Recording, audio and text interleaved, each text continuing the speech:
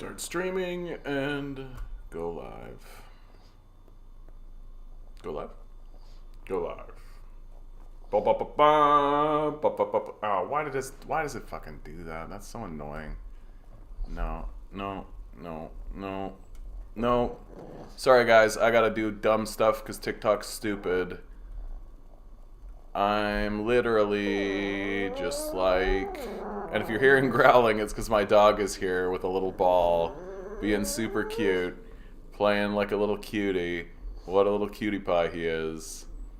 Isn't that the cutest? I had it all set up, I hit go live, and the whole thing was just like, nah, it's not gonna work. Isn't that fun? TikTok. What a bastard. Here we go. It's going? It's going. Okay, it's actually doing the thing. 3, 2, 1, here we go. Oh my goodness, what a catastrophe. What a terrible way to start the stream. Anyway, we did it. We're here. Hello. Hello out there in TikTok land. Hello out there in YouTube land. Here we go. Evening, comrades. Evening to you, that guy. You're the first one in. Good to see you. Good to see you, bud. Oh, man. What the heck? I had a day off today, and what did I do? I cleaned up my apartment, which is beautiful. You know, it's a beautiful thing that I cleaned up. I cleaned up my apartment. Really wonderful. I'm glad that I was able to stick to it. Talked to my mom. Had a beautiful conversation with my mother. Always a beautiful thing to talk to your mom, isn't it? Isn't it always nice? Like, I know it makes you sound like a little sissy, but you know what? Talk to your mom. Talk to your mom. That guy says, I stumbled across you on Reddit. It was a giveaway when you mentioned us being an unserious people. That does sound like me, that guy. Did the fellow also have a Canadian flag with a hammer and sickle? Was it my icon? Because I used that on Reddit. The only thing that I'm bummed about with on Reddit is that my name isn't my name. It's not the Canadian commie, and I don't know if I can change that. Can you change your name on Reddit? I've never really thought about it even, but. Yeah, we are an unserious people, and and Compton, Midwest Marks, changed my opinion on the Rage Against the War Machine. I wasn't 1,000 against that rally, but I was iffy, so I don't know what his position is. I don't know what his position actually is, and I actually really respect Midwest Marks. I respect that guy a lot. He's really, really well informed. He's really, really... well researched. Like, every time I hear that guy talk, I really respect his position an awful lot. Here's my opinion of the Rage Against the War Machine rally and the people who are criticizing it. Where's your anti-war rally? That's really, really... yeah, go to these places and lead. Yeah, look, I don't know why we're supposed to listen to people who are sitting on the couch critiquing this thing. Like, that's the long and short of my position. Where's your anti-war rally? Like I'm so sick of this shit. I'm sick of listening. Like, why are we supposed to take these people seriously? Like, I got a WSWS article here that I think was written by babies.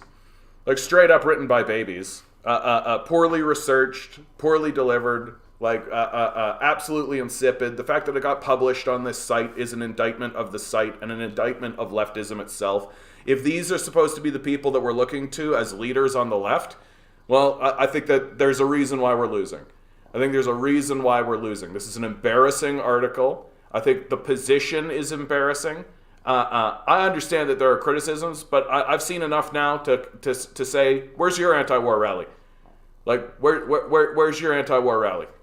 Straight up. You wanna talk to me about, oh, these guys are getting together. And for those of you who don't know, right, the Rage Against the War Machine rally happened a couple of days ago. And it was people who consider themselves leftists, people who consider themselves... In America, being a leftist means that you think that people shouldn't just die in the streets, right? So there were people who consider themselves on the left getting together with people who consider themselves libertarians and the like, at a rally that was an anti-war rally. And it looks to me like overwhelmingly like the position coming out of the quote-unquote left, that it seems to me just to be about moral purity, is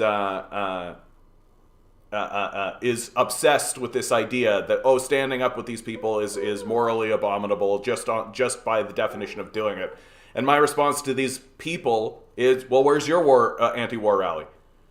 Where's your anti-war rally? Come on, World Socialist website. Come on, Jacob Cross and Joseph Kishore. Where's your anti-war rally? Right? If you think that you're so smart, and if you think you're so intelligent, and if you think your moral purity is the way forward, where's your anti-war rally? Oh, nowhere? Oh, so we just shouldn't do an anti-war rally. Oh, okay. Something I take completely unserious. And it just shows you how unserious people on the left actually are. They're not actually interested in doing the one thing that must be done. They're not actually interested in going out in the streets. They're just happily sitting back, critiquing from their couch, right? And we're all supposed to, pay attention to them? Why? They're the reason we're in this mess. Their inaction, their inability to actually organize, their unwillingness to actually do anything, to actually get rallies going, to get anything done, right? The reason why this is, and it essentially shows us that we have to do this. We have to get together with people on the right. Why? Because people on the left are worthless. They're completely worthless. They're not actually getting off the couch and going anywhere and doing anything. They're writing snarky little articles like this that sound like they were written by a 4-year-old, honestly. Like, this just snarky bullshit that's coming out. Like, it's just unfucking believable to me. Make the argument, be with those anti-war folks and argue against their wrong points, and it matters and plants those seeds, yeah. The rage rally, in my opinion, anything that fights the left's obsession with faction is good. Faction is capitalism's main weapon against class awareness. I think that's right. And it feels like it's getting really, really embarrassing, right? It feels like it's just getting really embarrassing that these guys are choosing moral purity and factionalism instead of actually saying, yeah, war is wrong. And there's a thing going on where war is wrong. We should go there. And sure, there might be some people there who you don't like. Well, tough tits. Being an adult means hanging around people you don't like in order to get the job done. That's called being a fucking adult. And this childish nonsense that's coming out, I'm so fucking over it. Like, I'm so fucking over it. That guy says I won't be able to converse with you on Reddit because I've been permanently banned. Something about inciting violence. Dude, you don't need to tell me any of the I've been banned off so many subreddits for spreading an article from the Ottawa Citizen that showed that Canada was training Nazis. Reddit is owned by corporations, right? Like, there are CIA spooks all over it. If you're banned from a place, you should wear that like a badge of honor, because the thing has been taken over. Yeah, a libertarian carrying cognitive dissonance about capitalism after talking to an ML is better than them being insular and convinced of their opinions. Yeah. So I'm gonna read this article, and I'm gonna be mean to this article because I think it was written by babies. I think these guys, Jacob Cross and Joseph Kishore, are children. I hope you see this, guys. I hope someday you see this and you realize that you're babies who need to grow up. The Rage Against the War Machine Rally, a reactionary political freak show. Good start. Good start. Where's your anti-war rally, you babies? The Rage Against the War Machine rally held yesterday in Washington, D.C. was a political freak show attended by a motley crowd of several hundred Libertarian Party supporters, neo-fascists, and disoriented and demoralized middle-class individuals without an independent program or perspective, except that they're anti-war, which you're not, apparently. Where's your anti-war rally, you little babies? The speeches, many of which were obscenity... Oh no, obscenity-laced rants! Oh goodness me, they said a swear, I'm a grown adult. Were pitched to the lowest political level, right? Because pitching to the lowest political level is a bad idea too, right? These guys are moral purists of the highest level, right? That they can't, it's lowbrow. Oh, this is just lowbrow, as if the majority of the population needs to actually be completely well-read and because it's so terrible to speak to the common man, right? They're talking to the common man. No, what a political freak show, right? These fucking babyish losers. By the time the event finally dribbled to an end, it had nothing behind but confusion and a bad smell. Gotta make fun of their smell, too, right? That's a real serious position, right? You're very serious commentators, right? This isn't a blight on the WSWS, right? The rally, which was moderated by Angela McArdle of the Libertarian Party and Nick Brana of the People's Party, was sold as an opportunity by the organizers and the speakers to bring together the left and the right to oppose war. Oh no! Oh no! Right? This is what's so babyish about all of this. This is what makes you a baby if you're standing up and critiquing this, is that while you're sitting on the couch doing absolutely nothing about all of these wars that are spreading around, it's actually the libertarians who are coming out and saying we shouldn't do war anymore. So the people who you oppose on multiple other issues, the deplorables who you hate, are actually the ones that are getting into the streets and doing something while you do nothing. And then you sit here and write this baby article as if you're an adult when you're a child man. Like, this is what's so fucking stunning about this. In fact, there was no left-wing perspective. Huh? What? That's the most confusing thing I think I've ever seen written in the world. Like, that's the dumbest thing ever. The political direction was provided entirely by the right. What? Huh? As you see, we're going to go on here and you're going to see how stupid that position is. Even on its own terms, the event was an organizational fiasco with a turnout of approximately 750 to 1,000. Oh, what a fiasco! 1,000 people showed up. Holy shit, a total fiasco. What a bomb. Just the biggest turnout for a war rally in decades. While you're doing what? Well, you're doing what? Where's your war rally? Where's your anti-war rally? Oh, nowhere? Oh, interesting. Like, these people are babies. I'm so fucking annoyed. At most, despite being promoted on Fox News by Tucker Carlson and other right-wing outlets, while we do nothing. While the WSWS does nothing important whatsoever. Why should we pay attention to you? Like, why are you relevant to the conversation anymore?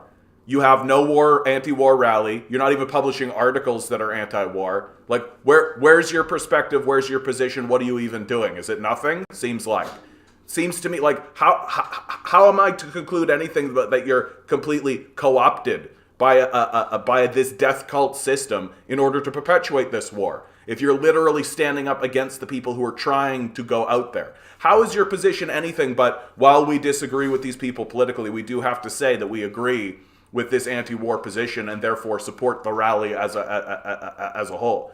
Like, are you kidding me? Like, it seems outrageous that you're standing there being like, these people are fascists, which is why they oppose war. Like, that's what you're saying, and it's stupid. Unbelievable. The rally featured no less than 3 speakers from organizations affiliated with late fascist and anti-Semitic cult leader Lyndon LaRouche, including his wife, Helga Zepp LaRouche. A platform was also provided for Jackson Hinkle, a fascist proponent of MAGA communism, and Jordan Page, who wrote the Oathkeeper anthem.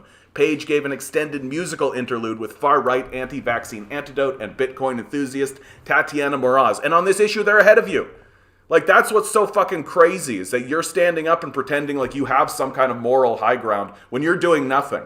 When you're just sitting on your fucking couch, writing shitty articles. Do you get paid for this? Because if you're getting paid for this, that's extra embarrassing. The Libertarian Party provided the main political line of the rally, with the buildup of speakers concluding with Libertarian candidate Ron Paul. McArdle and the Mrs. Caucus, of which she is a member, is closely associated with the efforts of the Libertarians to orient to right-wing militia groups. Right, so they're anti-war, coming out there, fighting against this war, and you're crying about it. Do you see how fucking dumb this looks? Like, do you see how childish this looks? That there are people who are actually trying to stand up and say, hey, we should fight against these wars, and you're crying about it because it's the libertarians that are doing it while you do nothing important whatsoever? Like, no wonder the left is collapsed. No wonder the left is collapsed. That instead of actually looking at yourselves and being like, hey, what are we doing to actually try to push forward an anti-war message and actually get an anti-war rally going on? Hey, what are we doing about that? Instead, you're publishing these baby articles for baby-brained people, as far as I'm fucking concerned. The continuous ranting of the reactionary tropes of right-wing populism gave the event a distinctly anti-Semitic slant. One speaker after the march to the White House declared that the conflict was a Zionist war against the Slavic people, because Zionism, if you speak out against Zionism, you're an anti-Semite. right? That baby-brained position, right? You can't critique the Zionists. You can't say anything. If you're an anti-Zionist, you're an anti-Semite. That's the position. Forget about the fact that they're like the Zionists are committing a genocide in Palestine right now. That it's an apartheid state. Like, forget about any of that, right? But if you comment on it, oh well, you're an anti-Semite, right? This really diminished, baby-brained position. I keep saying baby-brained, but I can't think of a better way to describe this. It's unbelievable to me that people who seriously claim to be leftists are actually taking a position that is anti-war rally. This means that they are, in fact, pro-war. Like, I'm sorry to say it. If you're actually standing up and saying, hey, the right-wingers who we claim to be morally superior to are actually going out into the streets saying we are against this war and we want the war to stop, and all we can do is shit on that, then you must ostensibly be pro-war, right? So why should I support you? And the answer is, I don't. You guys are babies. This is childish. Ugh. Here's where they really turn into something that I think is amazing. Just absolutely amazing. Pacifist journalist and author Chris Hedges. Chris Hedges is not a pacifist. These people are illiterate. Like that's the bottom line. Is that we are looking at illiterate morons who are actually writing these articles claiming to have a moral high ground when they don't. They don't have a moral high. Where's your anti-war rally? Oh, is it nowhere? Get fucked. Having evolved politically from warding of the fascist threat in the United States to promoting the unity of left and right, opened the event with a sermon intended to provide benediction for the speakers who would follow. Yeah, oh no, how dare we attempt to reach across the aisle? We should just do partisan politics. That seems to be working out, right? We should just continue this factionalism shit. That seems to be working out, right? Like, heaven forbid we actually look at people who we think to ourselves, I don't agree with a lot of the stuff they say, but on this anti-war stuff, we should actually get together, right? Oh no, attempting to fight against war. Oh my God. Hedges, along with Max Blumenthal of the Gray Zone, Jill Stein of the Green Party, so no leftists, right? Remember when previously they said there was no leftists at the thing? Literally the leader of the Green Party, Hedges, who is himself on the left, Max Blumenthal of the Gray Zone, also a leftist, right? Comedian Jimmy Dore and a few others were there to give progressive gloss. So the leftists that actually exist are only there to give a progressive gloss. Talk about bad faith. Talk about incredibly bad faith. Incredibly bad faith. That like, oh, these people, they're only there to give a gloss of it. So they're in cahoots, right? Even though Chris Hedges literally wrote an article saying that he does not agree and align. That he wrote an article called "There is no permanent alliances, only permanent power." And in it, he essentially says, we have to coalesce with these people on this issue if they are willing to do so. And you know why? Because you're not doing it. Because the WSWS isn't doing it. Where's your fucking rally? Where's your fucking rally? Where's your hundreds of people? Where's your thousands of people? You're sitting there with your snooty snoots, smoking a cigar, writing a shitty article written by a fourth grader, bullshitting us about how this is a bad thing, that standing up against war is something that only you can do, even though you don't, right? Even though you don't. But if the libertarians do it, I'm supposed to be upset about it? Like, I think that you're just butthurt that they did it and you didn't. That's what I think it's about. I think for all your moral purity arguments and everything, you know that what they're doing is the right thing to do, and you're upset about it because it makes you look like a goddamn idiot, which you are. Fucking unbelievable, man. Fucking unbelievable. Their principal message was that the unity with the fascistic right was permissible and should be actively pursued. Those who oppose collaboration with the right are viewed as political enemies. No, you're the ones. Like, this is a great, accusing the other person of what you yourself is guilty of. That's what this is. This is classic. This is classic accuse somebody else of what you yourself are guilty of. The truth is that they're on the street and you're not. Why should I follow anything you have to say? Why should I give a shit about you at all? They're organizing. You're not. I don't know what to say to you. The visceral hostility to opponents of left-right unity was recorded in various video clips of Hedges and Blumenthal and conversations before the start of the rally, denouncing the World Socialist website. Yeah, and you can include me on that. You guys are babies. I'm not reading you anymore. Like this is leftism. This is socialism in North America. We're losing for a reason. We're losing for a good reason. This is unserious, childish whinging and nothing else. Your points aren't serious. You're not acting seriously, because if you were serious, you'd be in the street. You'd be organizing a rally of your own, but you're not, because you're unserious.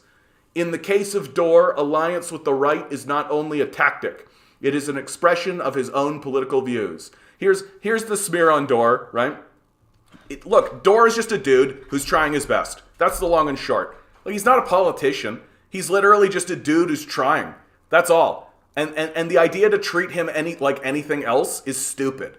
Like, it really is. And the idea that Dore is out there doing it, you're not, right? Like, what credibility have you? What credibility do you have? Why should we take you seriously?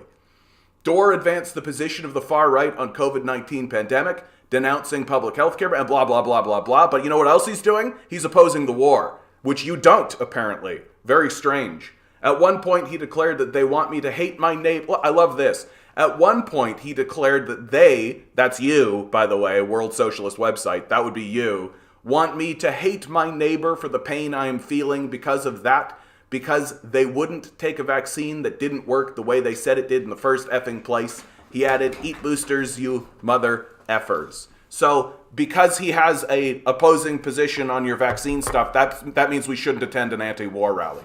Like, that's essentially your position, that we should isolate ourselves away from the mass of the people who are actually organizing without you. That's basically your argument, that we should just isolate ourselves completely, go live in our ivory towers, and continue the decline of the left.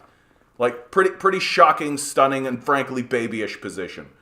At one point, Dore bizarrely asked, why are we sending that money to people? I can't actually read that because I'll get shadow banned on TikTok, but that's fine. Support for the ruling class policy of mass infection, promoted most aggressively, but the right in like, they're just going hard on all of this fucking bullshit. Ugh, I hate this. I hate that this is the left.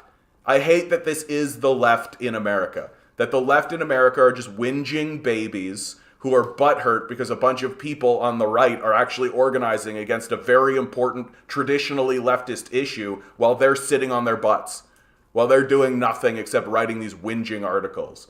To the extent that there was a political perspective, because Hedges doesn't bring a political perspective. Like, none of these people bring a political perspective. Only us, the morally pure socialists in the World Socialist website, are capable of a political perspective. It was provided by Paul, the former Texas congressman. In his headline speech, Paul falsely claimed that by eliminating the Federal Reserve, the U.S. government, blah, blah, blah, blah, blah, blah, like everything we can do. I just can't keep reading this. It's just the same garbage. Everything they can do to ignore the fact that it's an anti-war rally, right? Like, it's an anti-war rally. Here we go. Perhaps the biggest fraud of all, right? Because we have to assume that they're operating in bad faith because we are so morally pure that anyone who doesn't align with us and doesn't do what we say must be operating in bad faith. They don't really want to end the war, which is why they spent all this time, effort, and money to organize a rally to get into the streets, right? They actually support the war. It's all a fraud, right? Was that the rally was an anti-war event. That's the fraud, that the rally was an anti-war event. Oh, yeah. Whatever the denunciations of the military-industrial complex and the war machine, the main impact of the rally was to politically legitimize and elevate far-right forces that are utilized by sections of the ruling class itself. So that's your whole pitch, right? Well, guess what? They did it. You know why? Because you don't show up. That's the long and short of it. That you opened up a vacuum. You did that. You are the ones who did not organize a rally. You are the ones who are refusing to move forward with an anti-war message. You are the ones that have done that, and you opened that up for the right to step into and forced others to join because nothing else was going on. It's on you entirely. And to pretend like anything else is the truth is something a baby would do. Holy fuck. Like, if that's your whole pitch, it's your fault completely. Where's your anti-war rally? Where's the anti-war rally of the left? Where's the leftist anti-war rally? Nowhere. Nowhere, because there is no leftism. I have no reason to take this website seriously. I have no reason to take these children seriously while they write this kind of pathetic whinging. Like, for fuck's sake. That the future of America is going to be decided without these pathetic losers. That's the long and short of it. No wonder we're losing so fucking badly. No wonder we're losing so fucking badly. Meanwhile, we got an article here, Polling Canada. Transitioning to socialism will improve the economy and well-being of citizens.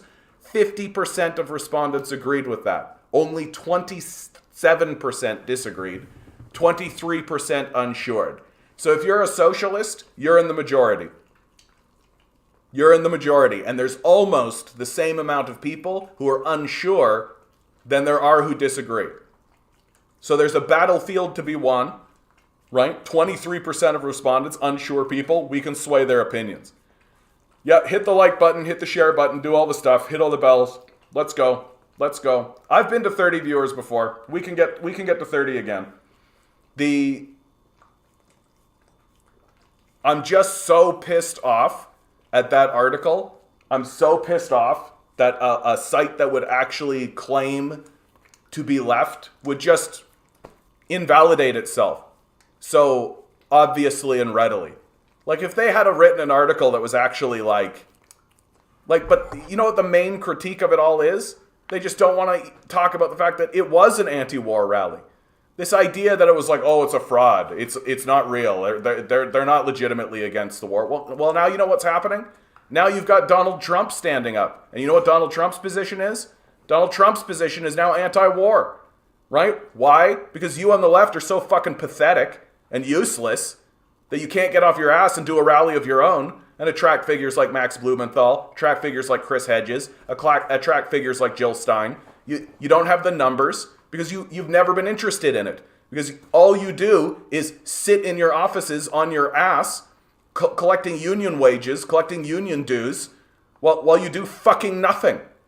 Like, I don't respect people who don't show up. That's the long and short of it. Like, I've had big arguments with Trotskyists. I don't align myself. I don't call myself a Trotskyist, but I'm part of a Trotskyist organization. You know why? Because when an event happens, they show up. And that's the long and short of it. That if you're not going to show up, you're not an institution worth paying any fucking attention to. And I'm so sick and tired of people pretending like there's some other thing going on. That you can win this by whinging on the internet or writing your stupid little Trotskyist articles off in the corner. Like, you want to convince people? You want to change hearts and minds? You want to move forward successfully? You know what you got to do? You got to fucking show up. Where's your anti-war rally? Where's your anti-war rally? Call me when you do it. And I'm sure a bunch of people will show up to it too. I'm sure you'll get more than 1,000 people to show up. Like fucking losers. Okay, I gotta move on from these guys. I gotta move on from these fucking losers. There's a reason we're losing. There's a big fucking reason you're losing and you just saw it. You just fucking saw it. That we have devolved into just partisan hackery to such a degree that when people stand up and oppose an issue that every leftist absolutely should be on board with. Absolutely every leftist of any sort should absolutely be on board with. No, we're supposed to shit on that. No, we're supposed to shit on that. Well, where's your fucking rally?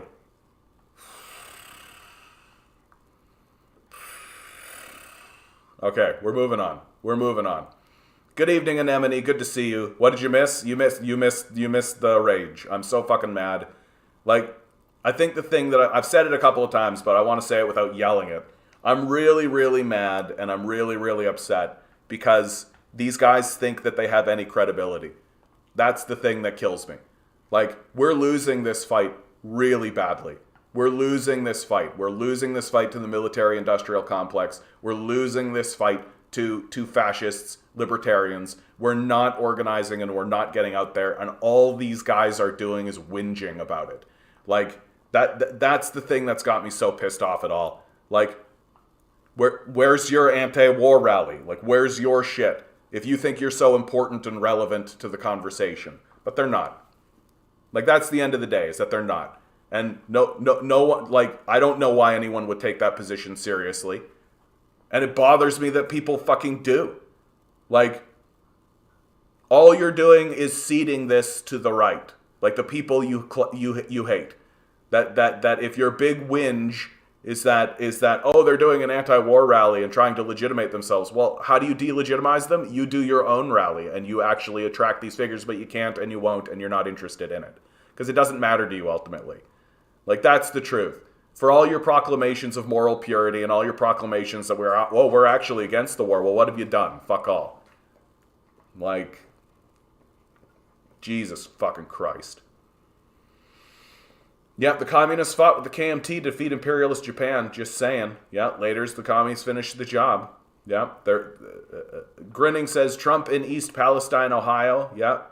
I hope Biden has some money left over for you after going to war. Of course, he didn't force the train companies to invest in safety. Of course, no. Look, it's all performative, but I got to tell you, like, Trump going to Ohio is politically genius. It's politically genius. He's going to win Ohio. Like, Ohio's going Trump. There's no two ways about it. Like, Trump got to Ohio before Biden did. It's over. Like, it's going to be a landslide. It's not going to be close. So, like, Trump is going to win big in Ohio, and Biden's just going to lose yet another fucking, like, the Democrats are going to lose again, as they always fucking do. Because they're not actually interested in helping anybody. They're like the World Socialist website. They just pretend to give a shit. All they can say is like, oh, most of the nation is a bunch of deplorables. And it's like, get fucked. Compton says, I want to throw this out there to the libertarians watching. There's a difference between you having a business because you have a productive talent and some dude who gets rich from rent. Simply because banks and the law says he can. Yeah, freelance engineers are not the same as landlords. Tattoo artists with their own shops are not the same as someone who lives off of others' debt and collecting rent. Yeah. And the best part, they still pay taxes. So if you're so opposed to the system, stop participating in it. Hey, Box, how you doing, bud? Santora, good to see you. Nova Scotia, good to see you too. Whew. Some people work for a living. Other people are landlords with other related scummy renters. Yeah.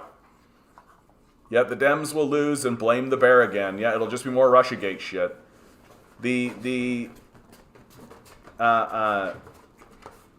think the thing that's staggering about what's going on with the Russiagate stuff, like, I'll go into the NDP and I'll say to them, like, this Russiagate stuff's not actually real. Like, and I'll provide articles, right, the way I do.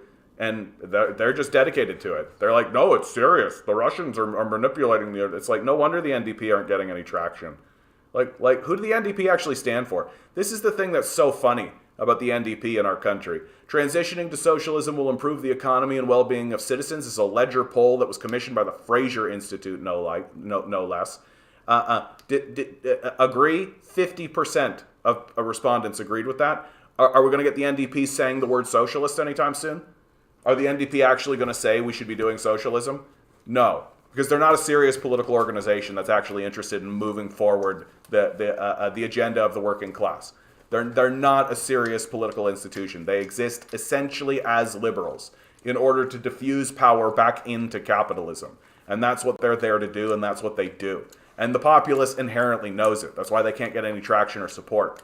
Meanwhile, who's raising in the polls? Who's going up in the polls? The conservatives, right? The conservatives are up by 8 points according to some polls, right? And why? It's because they're standing up and saying, hey, have you noticed how prices are high? Have you noticed how everything's shitty? Have you noticed?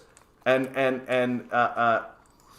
here we have an article from BNN Bloomberg.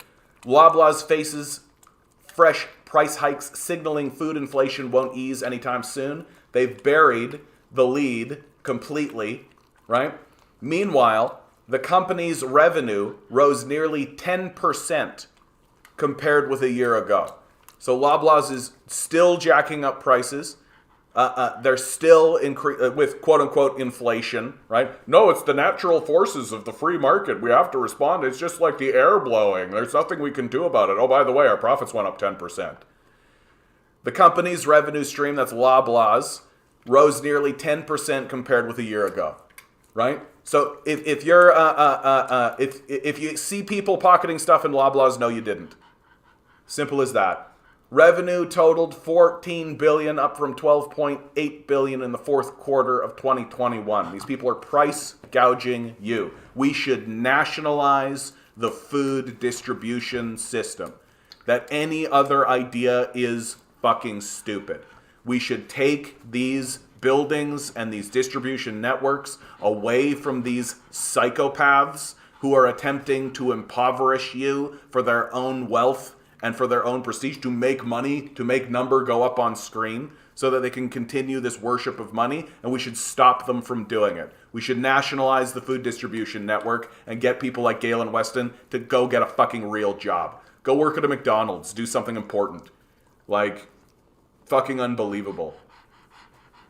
Yeah. And of course, the response from Loblaws, Loblaws is not taking advantage of food inflation to drive profits, CFO says. So they're basically just going, nuh-uh, when it's obviously what they're doing. When it's obviously what they're doing. Like if you think otherwise, you are dim-witted, right? You are dim-witted. Here we go. This is why I don't pay attention to TikTok, right?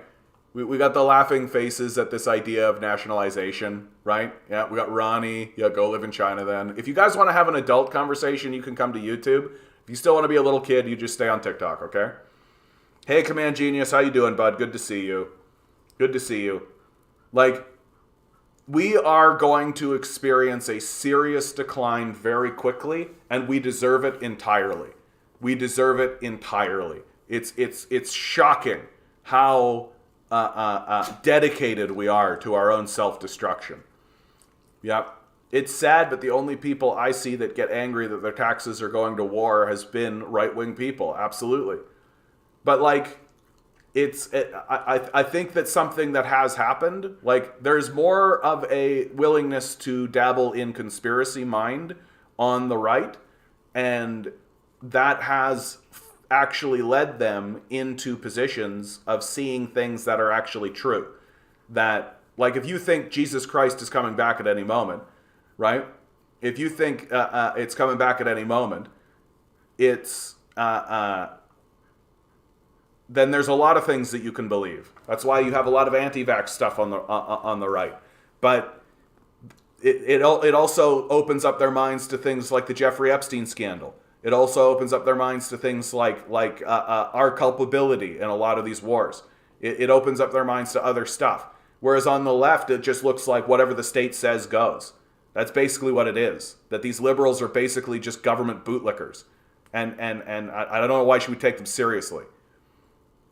Grinning says, I know a low-level manager at a local Walmart. She says they are arresting up to 6 people per day for shoplifting. Yeah, in a nice area, of course.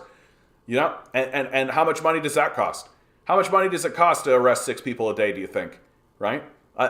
Like, at the end of the day, you're going to find out that these guys are spending, like, tons and tons of money on security while they're jacking prices in order to pay for the security. Like, that's what it's going to come down to. Because we're so fucking baby-brained and stupid.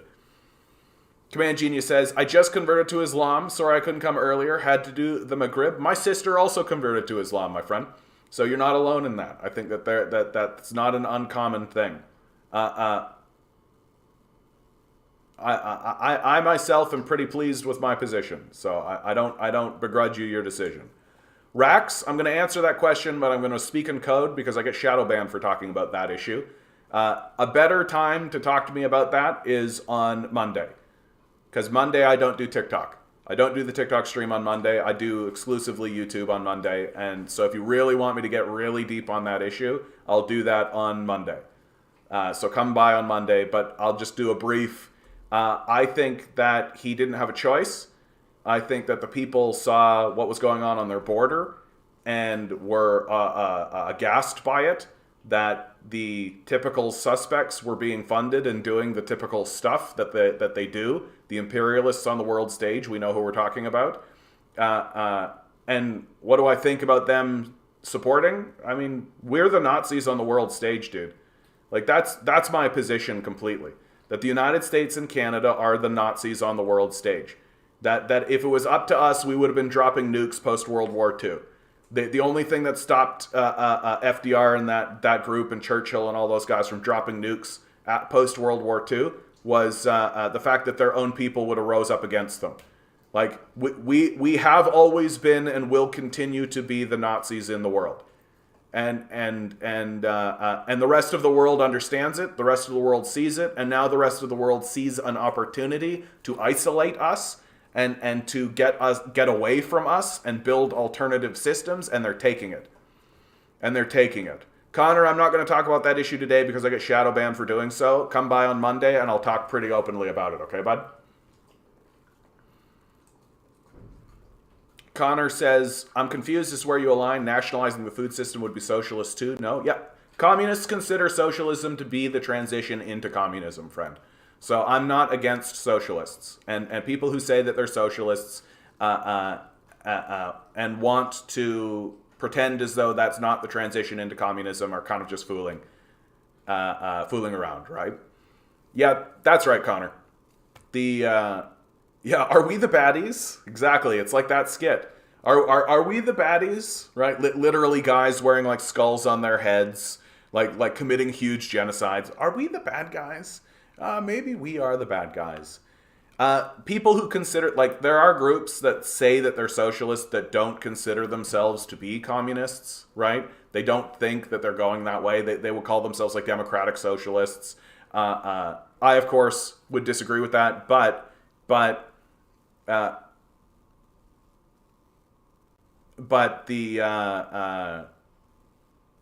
there's an interesting religious conversation, and I'm easily drawn into those conversations.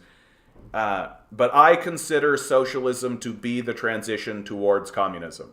And communist nations, so the country of China, for example, calls itself currently socialism with Chinese characteristics and considers what it's doing a transition towards communism. Yeah, the USSR called themselves socialist, the West called themselves communist. A box, I'm more or less of the opinion that everybody's journey is for their own reasons. Like, it really is that simple. Everybody's doing what they're doing in that regard, in that spiritual exploration, for their own personal reasons. And I think the only thing to do is to ask why. Why do you feel that's necessary? In the hopes of learning something about them and the journey that they're on. Right? Connor, I would suggest you don't really know anything about China, if that's your position. Right? Like, China has eliminated like 800 million people from poverty. They've lifted 800 million people out of poverty over the last 20, 30 years. They've built cities out of completely nothing. They are in the forefront of the transition to a green economy. They're the ones that are making all the solar panels, all the wind turbines. They're the ones that are actually doing all the stuff. That there is no, and I did Command Genius. I did edit the bingo. Yeah, I got the bingo right here. Have we stumbled into it? Bootstraps. The socialism is a. Did we do it?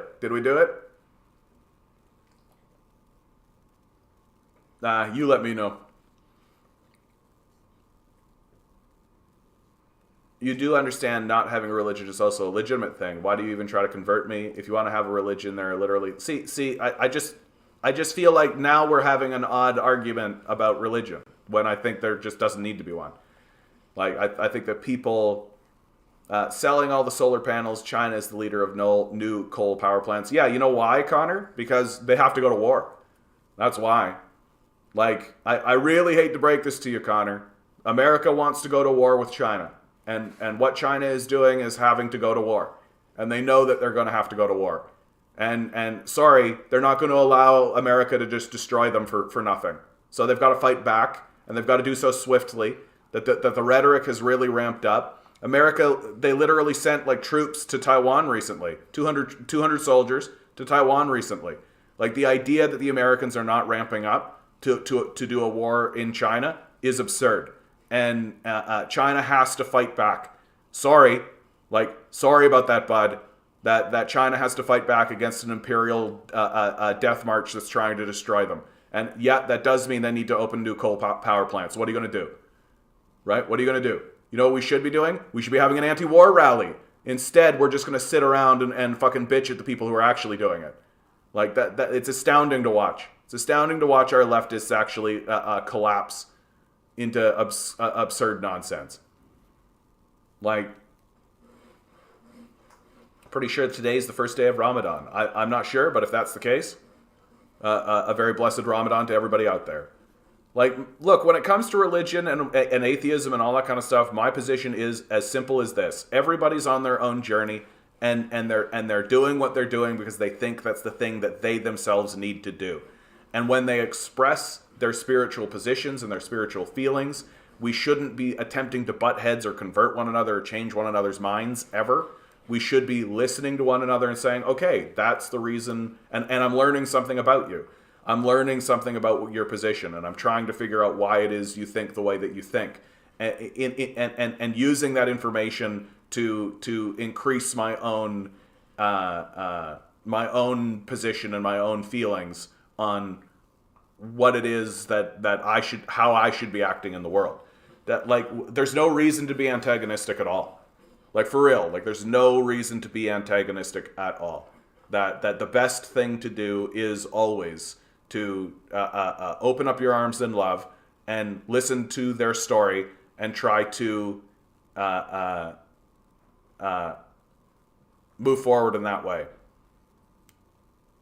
Yeah, I understand, Box. I understand. Cotton says, if I ever find God, I'll convert to Islam. Yeah.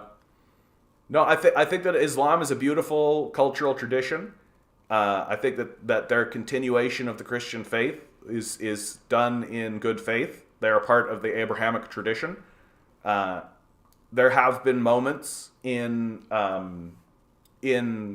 Christian and Jewish and Islamic history where these forces have been able to converge and create interesting alliances and interesting cultural forces and unify with one another. That has happened throughout history, and I'd love to see that happen again, honestly. America has only responded to Chinese aggression. What a joke. What an absolute joke, Connor. I can't take that position seriously at all. What an unserious position that is, to say that America has only responded to Chinese aggression. Yeah, America's only responded to Chinese aggression because don't the Chinese know that we're supposed to have all these military bases right beside their border? Don't they know? Like, for fuck's sake, dude. What a dumb thing to say. Like, straight up, dude, what a fucking stupid thing to say. Like, God, for God's sakes, American military bases in the South Pacific. Like, literally, like, the first link. Oh, they're not going to do it for me. Here, hold on. Let's go to images. Yeah, here. Where's a good one? Sure. Oh, no, that's the one that I'm really familiar with. There you go. Like, wow. Yeah, the Chinese, man, they're really, the Americans are only really responding to Chinese aggression, right? Each one of these represents a military base in the South China Sea. Yeah, Chinese aggression. And what aggression are you talking about? Exactly. What aggression exactly is it that you're talking about? When have the Chinese been aggressive towards America? Like, I guess they're being aggressive towards all the military bases that they're surrounded by. And what, you think China isn't aware of the Vietnam War, the Laos War, the Cambodian War, the North Korean War? You think that China didn't see America absolutely level those countries to the ground in order to, quote-unquote, staunch the spread of communism? You think that China looked at those people and thought, yeah, the multiple military moves on their own territory? You mean? Since the Nixon administration, the Americans have, the position of America and the entire world has been that Taiwan is part of China. This narrative that says that Taiwan is its own independent nation is babyish. It's unserious, obvious, overt CIA propaganda that only a child can believe. Like, I'm sorry for speaking so plainly, but you are basically saying it is okay to go to war because a nation is protecting itself. That is basically your position. That China is moving on Taiwan, which is its own territory. The UN says that Taiwan is part of China. The World Bank, the IMF, the Nixon administration, and onward. It's literally only this administration right now that has made any other statement. And if you're so dumb to believe that Taiwan is its own independent nation, then why do they keep doing polls in Taiwan asking should we become independent? Like it's just not a position I can take seriously at all. It's just not a position I could take seriously at all. If you'd like to debate with a bunch of people who amplify your message back to you, by all means do it, because it seems like I'm talking to you. Like, the reason why I don't debate bro people is because they're illiterate. Right? People like you are illiterate. You don't know anything and you think you do. That's the reason why I don't debate bro people. About 130 million adults in the U.S. have low literacy skills, according to a Gallup analysis of data from the U.S. Department of Education. This means more than half of Americans between the ages of 16 and 74, 54%, read below the equivalent of a 6th grade level. Yeah, I'm not interested in debating Americans. Right? You just seem to be calling me names. No, yeah, I'm obviously calling you names because you're trying to go to war with the country. You're literally sitting there being like, it's totally cool that we pound the war drum and go to war with the country and put military bases around it because they're protecting their own territory. Womp, womp, womp, womp. Stop being a warmongering fascist. Like, stop being a warmongering fascist. Pretty straightforward shit. Stop using your illiteracy. Stop using your illiteracy as an excuse to justify a war of aggression against a people who have done literally nothing to you, except make all your stuff over the last 30 years. None of that's their territory, though, except it is. Sorry, you're illiterate. Like, sorry. Like, I'm sorry that you don't know anything and you think you do. Like, I'm sorry. Like, stop promoting a war based on your own stupidity and illiteracy. Jesus fucking Christ. It's so fucking annoying, dude. Yeah, it's fine to kill millions of Chinese people because they're defending themselves. That's your position. Stop pretending like it isn't. None of what you have is anywhere near Chinese military zones or... What are you talking about? Look at the map. Like, this is the illiteracy. Like, this is what I'm talking about, dude. Like, this is what I'm talking about. Like, the worship of stupidity is so crazy to me. It's so crazy. We've got 3 pillars of the decline of Western civilization in this society. We've got 3 pillars. The worship of money, the worship of the self, and the worship of stupidity. And what we're watching right now in real time is the worship of stupidity. That my lack of knowledge and ignorance is the same as your knowledge. That's the whole pitch. That's the whole position. That it's totally cool for the United States to spread military bases in the South Pacific. It's totally cool to ramp up a war effort. It's totally cool to do that because the Chinese are defending their own territory. That's the position that we're taking. And it's so fucking brain dead stupid. And to believe it, you literally have to just be worshiping stupidity. You've got to actually be elevating stupidity as a virtue. And think to yourself that, man, I'm so fucking happy that I'm stupid.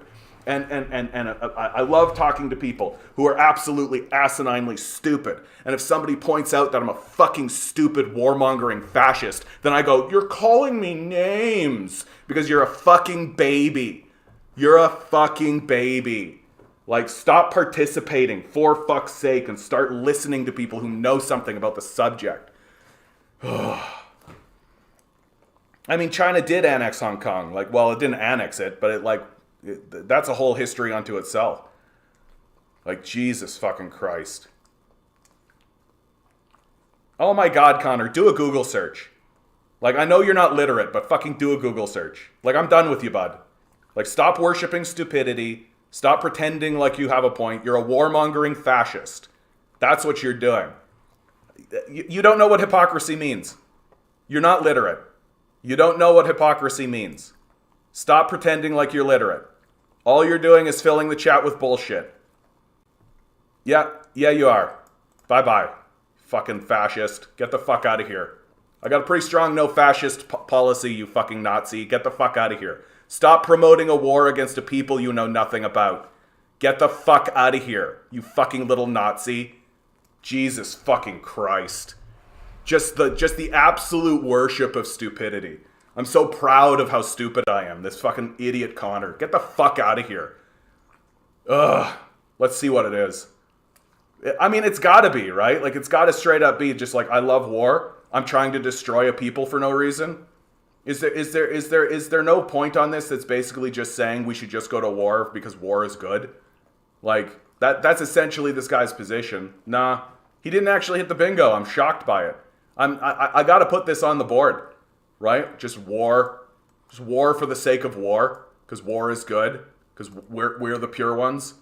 Like fucking unfucking believable, dude.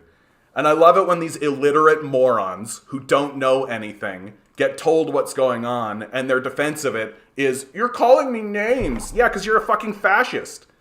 Because you're a fucking fascist. And then they always point out that, like, oh, you just like to talk to people who aren't Nazis. Like, yeah, I love talking to people who aren't Nazis. Jesus fucking Christ. Joel, what's your education and background? I've read literally everything that's been written by anybody interested in economics that's worth listening to. Like, that's my education and background. Right? That's my education and background. You can read books. Did you know? There are all these books and they're completely available, and you can go to your library and you can read them yourselves, and you can recognize that the economic system, you can go to YouTube and listen to lectures given by people at Berkeley, given by people at Harvard and Oxford. Do you know that's all for free on the internet? And you can just listen to it and find out that these people are clueless rubes, and find out that what's being taught in the economics departments of the universities of America is illiterate bullshit. Did you know that you can do that?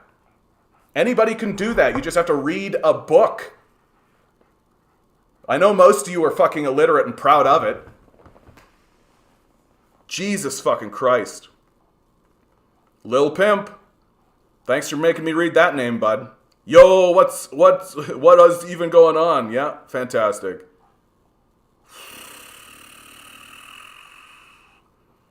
Yeah, Compton, I love it when you say this, dude. I love it when you say this.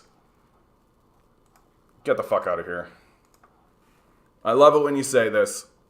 To you anti-China Yankees, you will not survive that war. Your thought leaders will, but you will die or be mutilated. Fucking absolutely. Yeah, click the like button. There's 24 of you in chat, 11 likes. Come on. Hit the like button. Like, fucking... Just fucking. Sorry I'm swearing so much. Oh, hey, it hasn't banned me on YouTube yet, or on TikTok yet. That's fine. Yeah, read a book, not a shitty animation like Overcringed or any of that shit. Like History Simplified. Like any of that garbage. Like the fucking unbelievable CIA propaganda that people are just like eating, just consuming. And they just love it. Right? And they love it.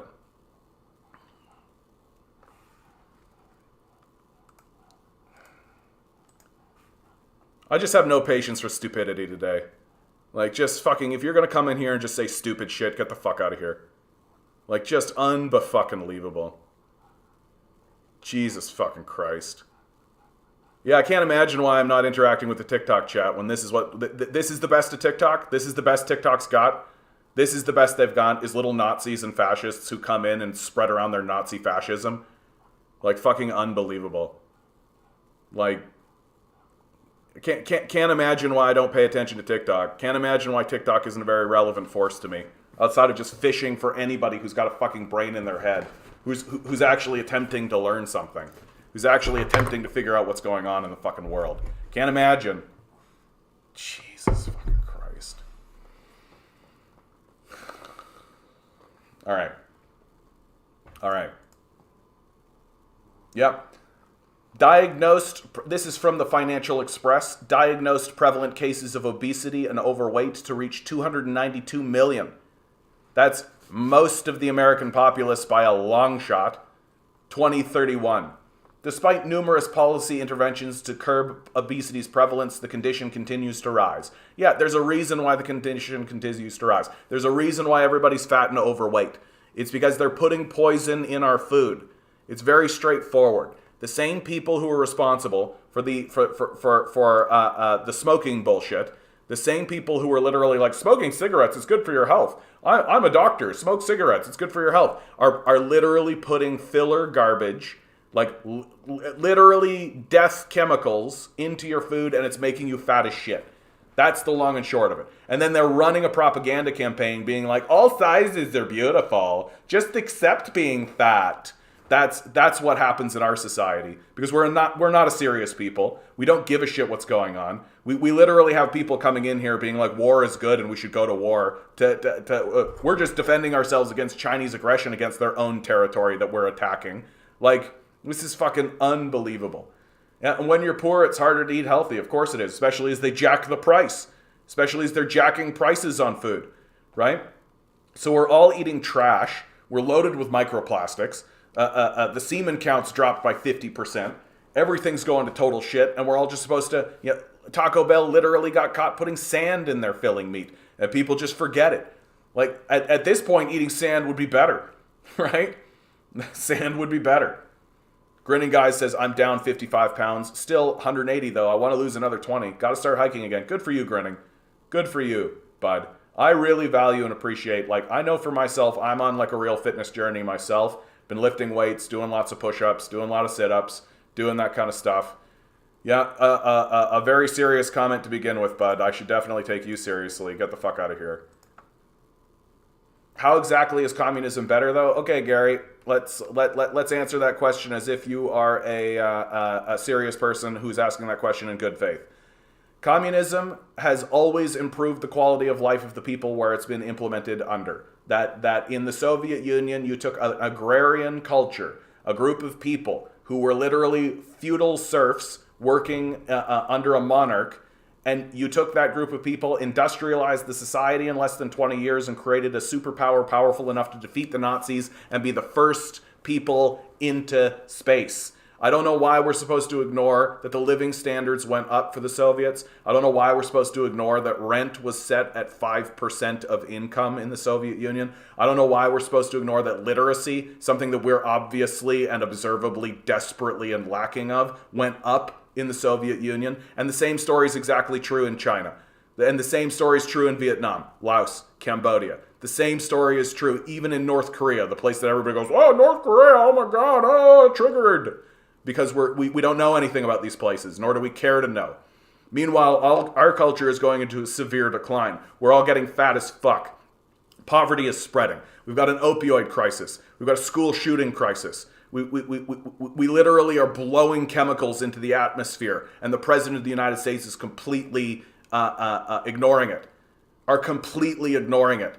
So you ask me, how is communism better? It's better in literally every single way that is observable. That all of the bullshit that they say, this will happen under communism, is happening already under capitalism, and worse. That no communist country attempted to destroy the ecosystem. No communist country attempted to enslave its entire population. Where's the apartheid state under communism? It's just fucking babyish at this point. And I'm so sick and I'm fucking sick and tired of illiterate boobs coming in here pretending like something else is going on. Communism is a situation of hyperproductivity and post-scarcity, where the necessities of life are as plentiful as air. Ward asks, good to see you, Ward. Does quality communism rely on a quality population? I mean, I am of the opinion that people, the behavior of people is affected by their environment. And so if you want a quality population, you need to create a quality environment. But in order to get that quality populace, you need to actually have a people who want to do better. So it is kind of like a chicken and the egg question. I just think there comes a point where capitalists and imperialists destroy countries to such a level that people say there's got to be something better than this. Like when your average life expectancy becomes 35. When everyone around you is living in grinding poverty and there's drug addiction everywhere.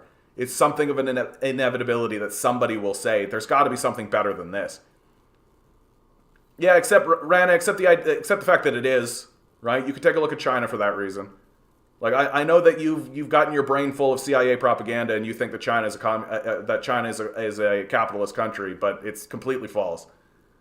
Rax, but Canadian commie, living in a totalitarian state won't give you freedom of speech at all. Ding, ding, ding, ding, ding, ding, ding, ding, ding, ding, ding, ding, ding, ding, ding, ding, ding.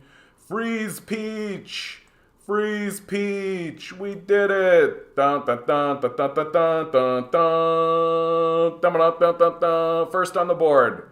First on the board. Oh, did we get the human nature argument? I mean, technically the human nature argument is a free space, but that's fine. Because we all know that that's what capitalists all believe. Yeah, that's why I'm not an ex-communist. I'm not a post-communist, right? I'm a communist.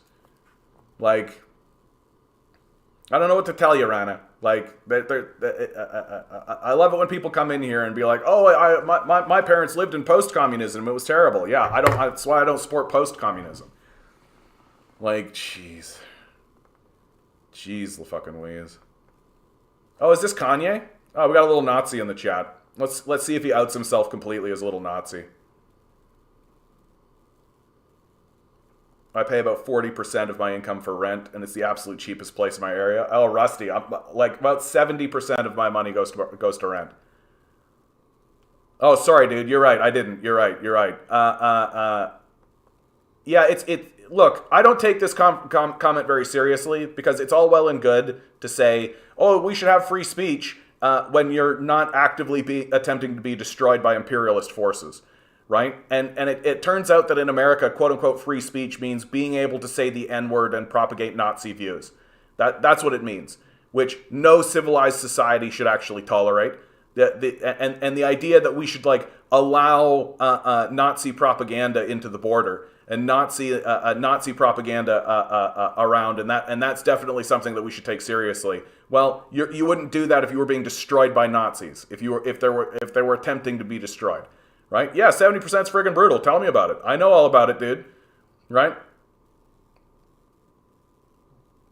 Great. Like, great. The difference is that the Nazis are going to pick up guns and shoot people. Le Terror. I don't understand how you use the USSR as a good example of a place to live. Sure, it improved life for the serfs living there, but why do you think capitalism would have done a worse job? Because capitalists would have never let the serfs off the fields. Ever. That the exploitation of the slave or the serf class, the exploitation of that class is what capitalists want. That all they would do is take the surplus value of the serfs and keep it for themselves. That's how capitalists operate, and that's what they do. That's always what they do. That serfdom never would have been abolished in the Soviet Union if it had been capitalists. They would have just kept the serfs in place, and they would have just taken the wealth for themselves. That's 100% what they would have done. I'd rather not get the same as everyone else, just because you're, yeah. Sure, we'll do this one. Socialism is when everybody's paid the same, yeah. But you've got Kanye as a picture. Like, you should probably shut your mouth, right? Yeah. And now we're just doing little babyish insults. I don't need to tolerate that. Get out of here, you fucking Nazi.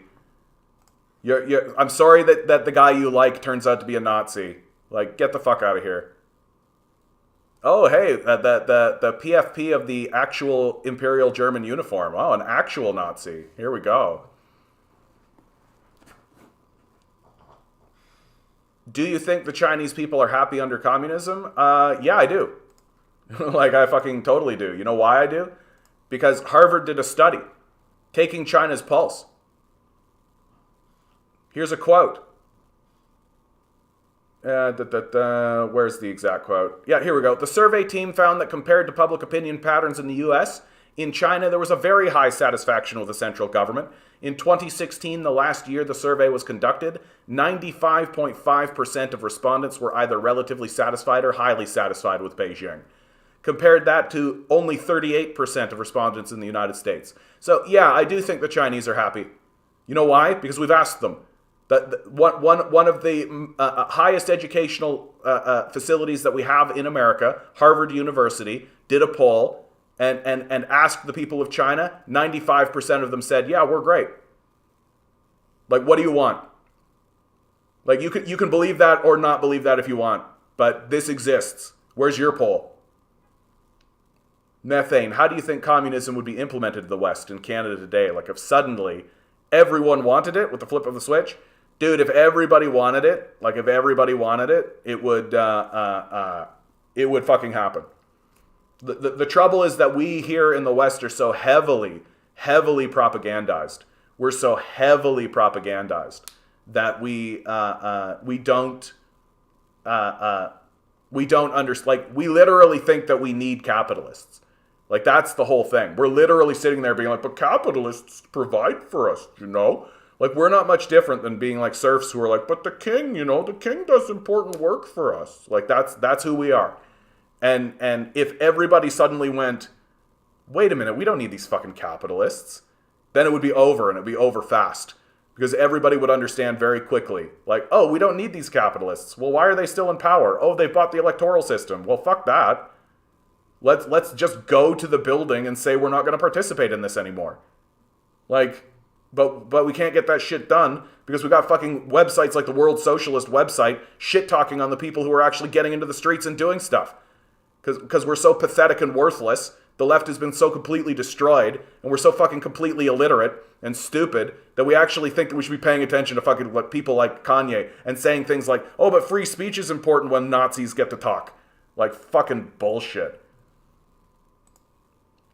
Bootstraps argument. Bootstraps, bootstraps. Hey, maybe this one will happen. Oh, this one seems real likely. Oh, hey, things are going pretty well. I'm hoping that we get a bingo this time, guys. Haven't got a bingo yet, but I'm hoping it happens. Yeah, jobs are for losers. I mean, especially if you're working for fucking capitalists. So this idea that we should definitely sell ourselves to capitalists, and that's the way forward. Meanwhile, the most unserious country in the world, here's a great map for those of you. We got drag bans. Some bills also criminalize appearing trans or gender nonconforming. The dark blue or the dark green that you're seeing here are places that are banning drag. The light blue, lawmakers plan to file bills. Very serious country. You guys are so terrified of men wearing dresses. Like, oh no, or women wearing pants. Like, this is how unserious we are as a culture. We deserve everything we're going to get. If the capitalists were able to defeat the Tsar, they would have, yeah. I'll probably start in the workplace with the co-ops, yeah. TikTok Nazis. Yeah, 34 in chat. Like the stream. Ding dong, ding dong. Is Nazism on the rise in the 21st century, do you think? Absolutely. Like, absolutely. Like, look, Laterra, we are going to see, absolutely we are going to see film and television get made in this country that is explicitly pro-Nazi. Like, the example that I use is The Boys, except Homelander is going to be presented to us as a hero. Like, we all intrinsically know when we're watching The Boys that we are supposed to see Homelander as a villain. But we will see media be released in this country that will unironically view Homelander as a sympathetic character that we are supposed to root for. That he will be the protagonist of the piece, and that his Nazism and the actions that he does will be seen as valid. We are going to see that. And it's going to happen a lot sooner than you think. And and there are actually examples of this somewhat happening already. That we are seeing, like, Nazi apologetics, and we are seeing people being elevated to heroic positions who are basically Nazis. Right? You could take a look at American Sniper for a really good example of this. And it is only a matter of time until we start seeing, like, the strongman narrative, which exists all throughout the Marvel movies, by the way. The Marvel movies are inherently, they're not explicitly Nazi, but they're inherently fascistic. Because they all believe in, like, the strong man of history. They all believe that we need strong people, and that those people are allowed to go into any nation they like and do anything they like. The only legitimate conversation that happened in those movies is whether or not there should be government oversight into whether or not they can go and terrorize people in other countries. Like, if you get your politics from Marvel movies, you're probably a fascist. And it's right in front of your face 100% of the time, and you can see it everywhere you are. And it really is only a matter of time until we just start seeing, and you can take a look at the rise of Nazism within the Republican Party. Like, it is happening. It's going to happen a lot faster than you think. And the truth is that the only real shift that's actually happening in the consciousness of the American public is that they're going to be open about it. That if you live in the Middle East, Africa, South America, China, the South Pacific, Russia, you think America's already Nazis, right? Why? They keep funding them. They keep funding them. They keep blowing up countries. They blow up Libya, Iraq, Afghanistan. They keep doing coups all across Africa, South America. Like, these guys keep acting like Nazis. And so the only thing that's happening here in America is that we're starting to realize it. That's all that's happening. We've always been Nazis. We're just starting to put two and two together and actually go, oh yeah, we are Nazis. So we might as well celebrate it. That's what's happening. If you live in Vietnam, you know well, for good reason, you know well that we're the Nazis on the world stage and we always have been. Rana says, in my country, they executed the leader of how bad the life was under communism. How are you going to say communism is good except making the people in power rich? Again, dude, I'm not post-communist. I don't know what to tell you. Like, I know that you've got like a little chip on your shoulder because your granddad told you a story, but like, I don't care about post-communist regimes. And I bet if you tell me where you're from, it'll be like Bolivia or some like little tiny place where some like weird little kooky cult happened. Like, I'm not going to do a big research project on your little 1 million population place. Ugh. Is it just a case of trolls getting a lot of attention online? No, they're the ones that are organizing in the streets, and they get FBI and CIA funding. I think that's the big thing that's really ramping it up, is that the CIA and the FBI are actively funding Nazis, right? Like, they fund Nazis abroad, and then those Nazis come to America and join groups. Like, that's the pipeline. That we send all of our funding overseas, and who do we fund? We fund Nazis. We fund little Nazi organizations, and then they come over here with like a refugee crisis, and what are they doing? They're joining the Oath Keepers. They're joining Nazi organizations, right? So we're funding it. Like, that's what we're doing. We're funding it. Aquatic ambulance. First comment, but I hope it's a good one. Thoughts on NATO? In my opinion, NATO is a W. NATO was created to defeat the evil Soviets. Yeah, USA. Yeah, well, congratulations, they did it, and then everything they've been doing ever since has been a complete fucking catastrophe. The destruction of Libya alone, bud. The destruction of Libya alone.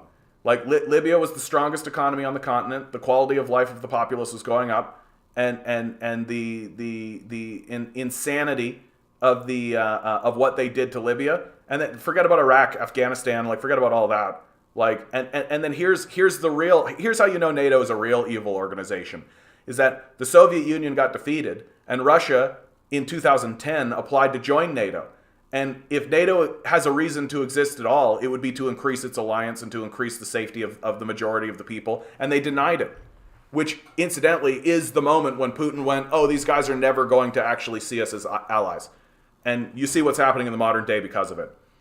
Rack says, how does a communist system incentivize and reward innovation, given that it does not rely on market mechanisms such as profit motive and competition? Like, what's this innovation that you're talking about? Is it the innovation to destroy the water supply? Is it the innovation to blow up tankers? Like, what's this innovation that you're talking about? You know what capitalist innovation is? Slavery, like the prison slavery system, the prison industrial complex. That's capitalist innovation right there. Why do we give a shit so much about doing stuff so much? Why are we so dedicated? Why are we worshiping money so much? Why are we worshiping money? Why are we at this point where we've just got to keep producing, keep doing, more, harder, work harder, do more, grind set, go. What about like lying in a field and staring at the clouds? What about taking a breath? What about living a life? How about that? You are a randomly generated being who has been created by an all-powerful creator, and you're sitting here worrying about fucking money. It's unbelievable to me that we've propped up this incredible false god, that we're all supposed to suck the cock of this fucking false god while our own creator is busy doing stuff right in front of us, asking us, hey, maybe stop blowing up the planet. You know what capitalist innovation looks like? The destruction of the ecosystem. You know what capitalist innovation looks like? The enslavement of the population. So I don't want any of that rewarded. You know what I want rewarded? I want people doing not that. I want the not participation. You know, if a population just went out and lied in the sun and looked at the clouds and ate the food that they themselves grew, they'd be 1,000,000 times better than a single capitalist. Like, Jesus fucking Christ. Fuck your capitalist innovation. And the idea that communists don't actually do stuff. Like, the Soviets were the first people into space. The Chinese have built 200,000 kilometers of high-speed rail. We've built nothing. What are you even fucking talking about? Ward says yesterday the walkabout videos of urban North Korea was memorable. Do you feel the North Koreans feel a sense of ownership of these properties? I can't answer that question, but what I can tell you is that the North Koreans are pretty happy with what's going on in their country. That really what the North Koreans are really hoping for is a reunification project. That's really what the North Koreans are hoping to achieve. And we've got to support them in that. We've got to support a reunification project. It's a long road that both the South and North Koreans are dealing with the trauma of U.S. imperialism. They're dealing with it in different ways. And there's always going to be like a little strange divide between them because of the divergence of their cultures that happened because of the invasion of the Americans. And so it's going to be a very long road for them. And I'm rooting for them.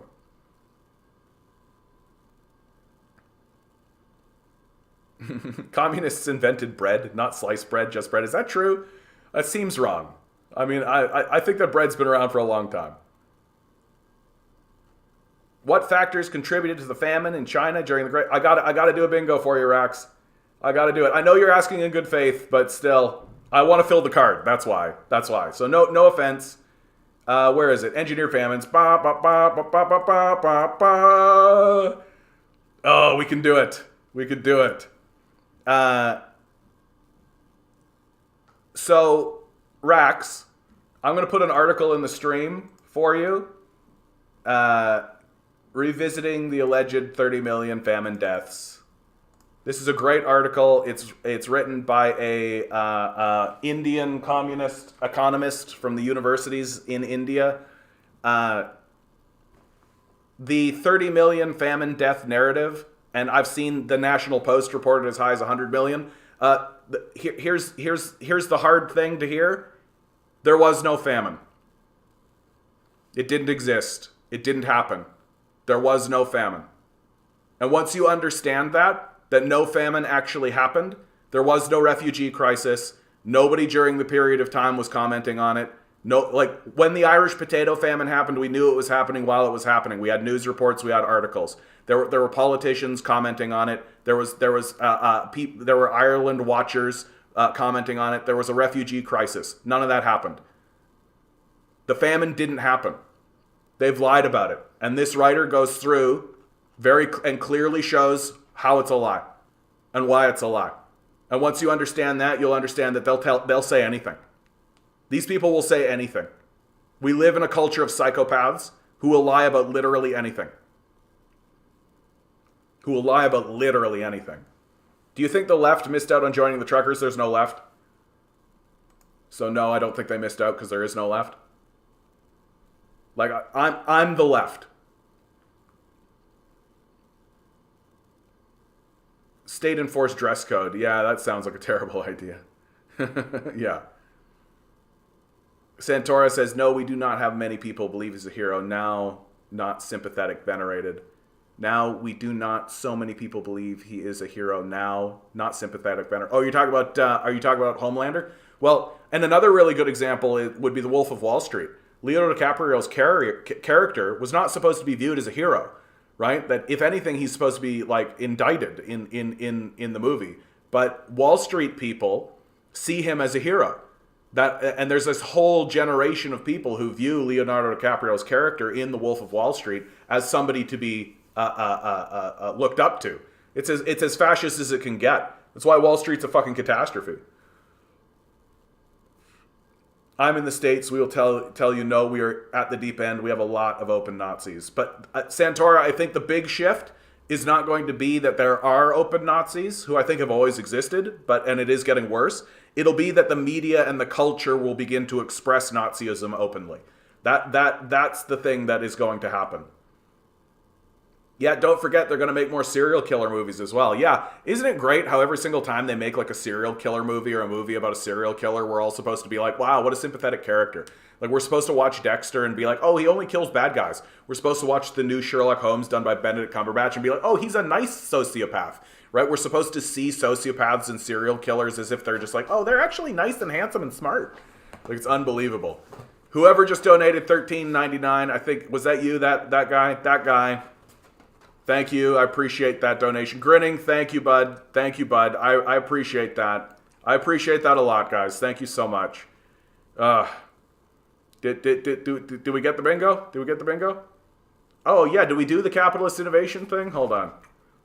The market will regulate itself, blah, blah, blah. I won't spend too much more time on this. Yeah, I'll let it slide. It's fine. It'll come up again.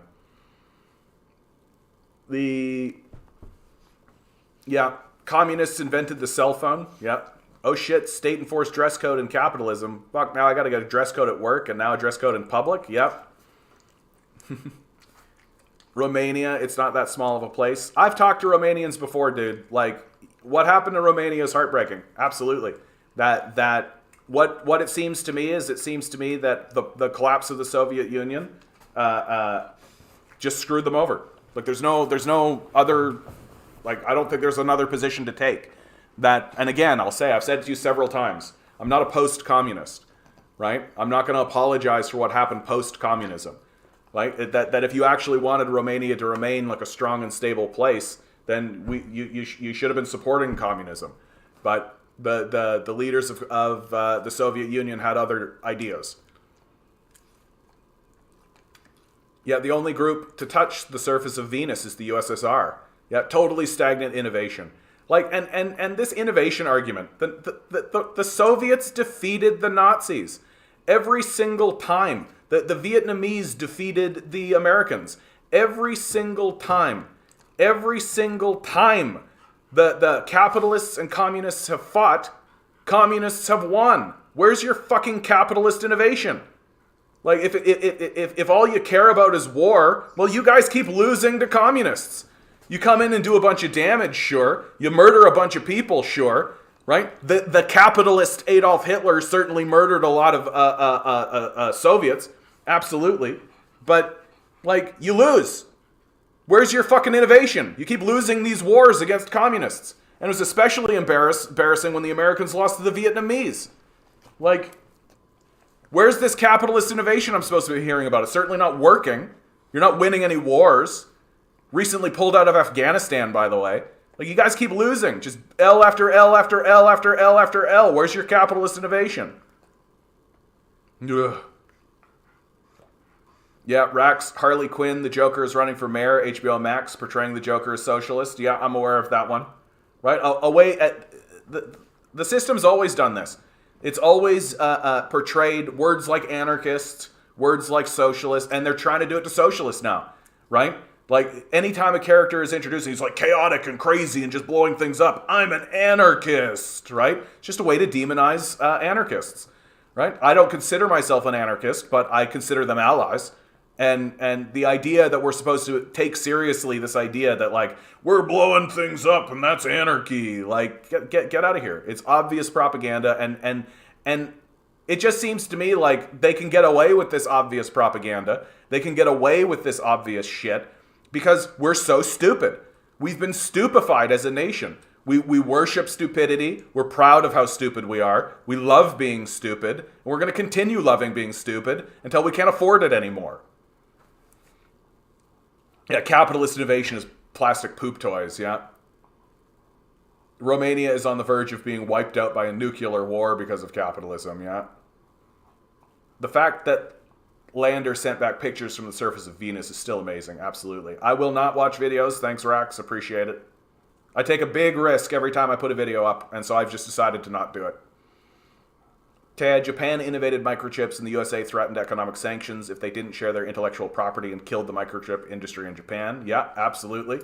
Like, capitalism kills innovation, right? Like, you are literally living in a world right now where in the last 10, 15 years, China has built 200,000 plus kilometers of high-speed rail, and we don't have any. And the reason why we don't have any is that if we plan to do it, because you got to plan for that, well, what do the capitalists do? They buy up all the land and they kill the project, right? Elon Musk literally killed that very project in California so he could do his fucking Hyperloop bullshit, right? That failed on the face of it. We're going to put a tunnel. That'll do it. We'll put cars underneath. Yeah, that'll do it. That'll be better than fucking high-speed rail. Just like, we keep listening to these capitalists and we keep paying for it.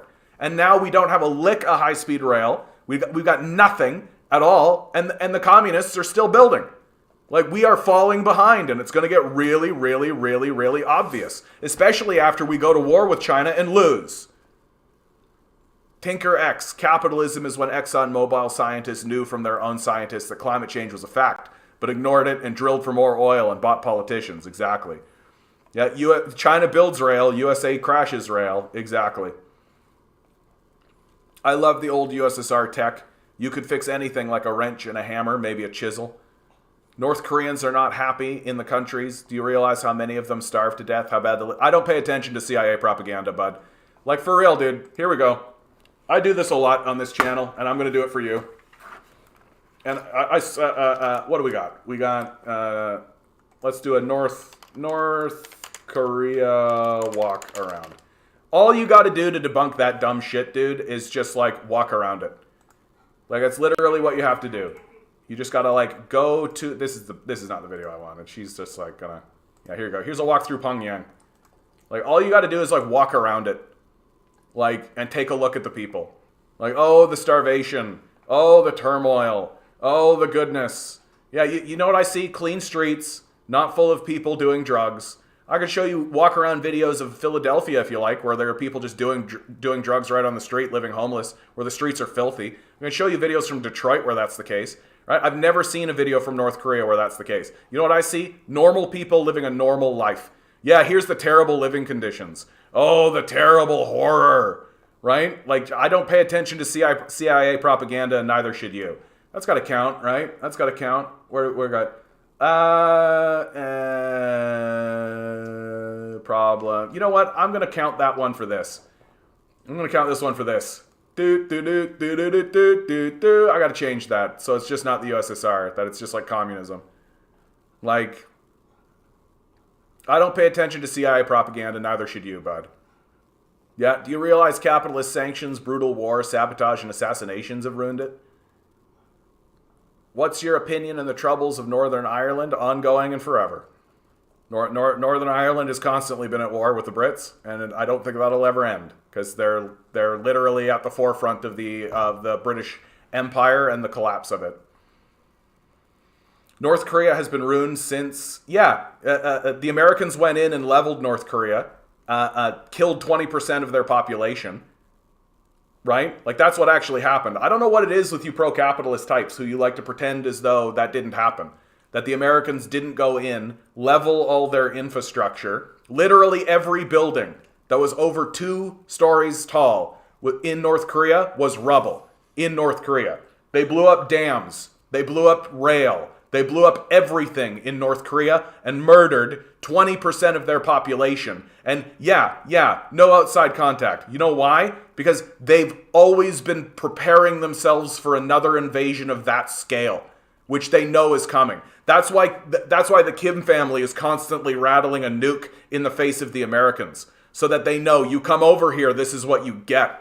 Because they know what the Americans did, and they know what the Americans are capable of. And you should get that way too. Ugh. This isn't the video I was even thinking about. This is a different video. Here's the one that I usually show, because it's the one that I know. Although, what's this one? This one looks nice. Oh, this is the driving one. Yeah, this is the driving one. You got a lot of the infrastructure. The only critique I have for North Korean cities is their color palette is just brutal. I'd love to talk to an actual person from North Korea just to say this and just to hear what they'd have to say.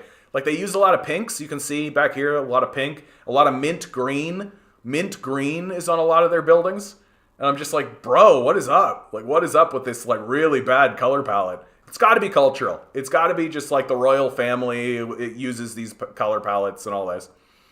Yeah, the Irish people were discriminated against when they came to the West for help. Absolutely. The U.S. government has admitted to lying to go to war with Nam, who is a bunch of people seeking to remove French imperialism. Yeah. That is about Homelander. Yeah, good stuff. Ugh. Wolf of Wall Street, Leonardo in that movie is straight up scammer. Yeah, and people in Wall Street venerate him. If they make movies with serial killers or whatever, you have the choice not to watch them. But it's interesting that they are popular. Like, sure, you have the choice not to watch them, but the fact that they are popular, and the fact that they keep getting made, and the fact that they keep getting put in front of our face, and the fact that we keep consuming them, and we keep worshiping these serial killers and being like, oh, serial killers are actually good people, is concerning.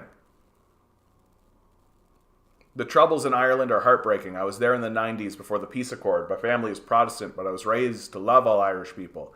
I think it's inevitable that they unify. I hope it happens. The worst part of everything is that each joke about Russia will be about America, yeah? We check IDs and shoot people past curfew, yeah? It doesn't matter. Here's a great comment. Anil Kumar Rana. Absolutely staggering comment. Like, just, I don't even know how to respond to this comment, dude. Like, it's so unbelievable to me.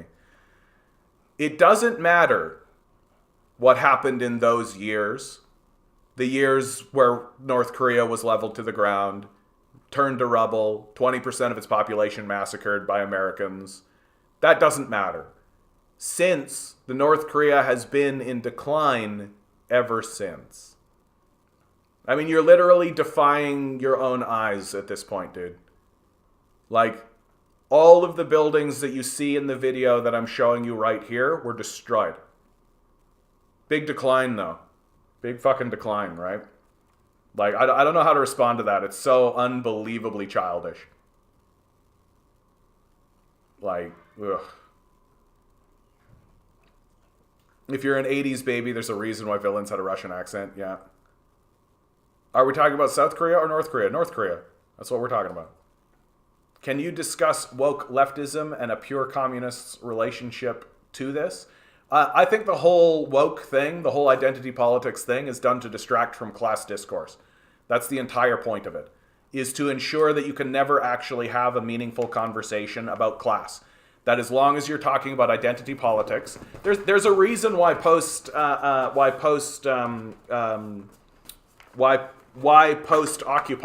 The Occupy Wall Street movement was a class movement that terrified the ruling class. There's a reason why everything suddenly became diversity, woke, pushing this political agenda on the populace. There's a reason why it takes up all the oxygen in the room. It's to push out the conversation about class. So that fantastic. We should celebrate the fact that you're gay or trans or any a black woman and a person of color, all that kind of stuff. We should celebrate all of that stuff as long as you show up to work on time and do what you're told and grind set, right? Like, we should not have a meaningful conversation about class. We should not have a meaningful conversation about the relationship between class.